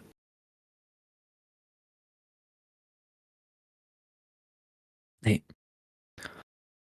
took the caster with them. Some other mage woman as well. There were quite a few of them. They should be easy to track. Thank you for your cooperation. There is a flash of movement. And then the obsidian sword is in their hand. Drawn full length. A drip of blood drops off the end of the ragged blade as the dwarf reaches a hand up to her throat and then drops to the ground. The figure turns to the gathered soldiers who are unfazed by this. To Mistral City. We have to find them and return them to the commander. It is our highest priority. That is where we are going to leave the session and where we are going to conclude Arc 1 of Tales of Agius. There will probably be some early morning conversations that will be had at the beginning of next session before we actually hit the road, or we can have them on the road. I just wanted to wrap things up nicely at the end of this session, just so we were all wrapped up with Ambercrest. But yes, that was Ambercrest, baby! Thank you guys for sticking around. I know we've gone a little later than usual. I'm going to try not to make a habit of this. I apologize. But thank you very much for being here and for watching. Thank you to my wonderful players. I'm going to let them do some talking now and introduce themselves and where you can find them, starting with Jay. Oh, Howdy. I was actually going to ask, do you mind if I go first? I also had to go to the bathroom. Mm-hmm. I appreciate it. Sure. I'm sorry. No, go for it. I'm gonna be real fast. Hello, I'm Daunting Warlock. I make the saddest characters you've ever seen on the internet. You can find me at all over every single social media. I got them all. You can find me at That One Warlock. If you go on over there, you'll find a link tree where you can find my actual play schedule. I'm in so many. There's a lot. I'm a busy bean. But yeah, I'm in actual plays almost every day of the week, and yeah, that's me. I love you. Thank you for being here. Love your face, Tom. Love you. Now go piss. Go piss. Alright. Go piss, Oh, girl. good. Howdy. My name is Jay, also known as Sequo, Sequo, where you can find me at most of my socials, except for Twitter and the Blue Sky. That's Voice of Jaca, Jaca, where you can find my lovely little ramblings. I am not in any other streamed APs at the moment. However, I might have a few plans in the works for this channel and future channels. Who knows? Not me, certainly not me. I don't know.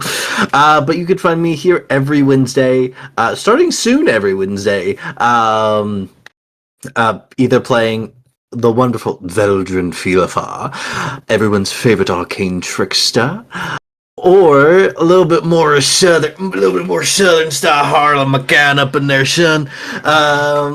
Every other alternating Wednesdays. But that's me. Amazing. Wonderful. Yeah, you're next. Yeah, mixing things up. Oh, see, the order was wrong. So my brain was like, I've got time. Yo, what up? I'm Jet, also known as Cospingu on all socials. That's TikTok, Twitter, Twitch, Instagram. Even that Blue Sky app, I'm there. You can find me there.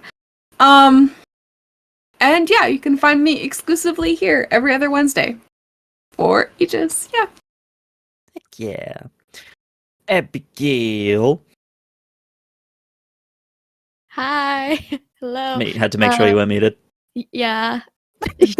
That way they don't have to scratch off that bingo thing. You're not getting bingo through me ever again. And that's a promise. And you can quote me on that. Aside from being here every other Wednesday, soon to be every Wednesday, that's it. I've got lots of stuff in the works. But not much I can talk about yet. But you can find me over under Abigail the Nerd on all socials, and I post random things all the time. So just check it out. Incredible. And last but certainly not least, we have the wonderful Hans. Hi, hello, I'm Hans across all social medias. You can find me at HansKate. Kind of outside of that, every other Wednesday I'm here for Tales of Agius, and then alternating Wednesdays you can find me over on New Age Geeks for Queer and Present Danger. Beyond that, some stuff kind of like the others will be showing up here now that we're getting into the new year, so some new streams and other projects. That's me. Ooh, exciting. So many secret projects. I'm so excited. There's so many fun things coming. Hello, everyone. Hi, I'm B. I do the DM thing on this stream. That's me. You can find me here every other Wednesday, DMing Tales of Agius. And then soon we'll find me on the alternating Wednesday in Neurolis playing Ajax, as we will be finally returning February, I believe, is when we are returning. So yeah, that's exciting. I'm excited. It's gonna be super, super fun. It's gonna be an exciting time. I'm so ready for that. You can also find me tomorrow over on the twitch.tv/Madloon Twitch channel for the, I believe, penultimate episode of Dungeons and Demigods, our Percy Jackson campaign. We are currently in our final arc.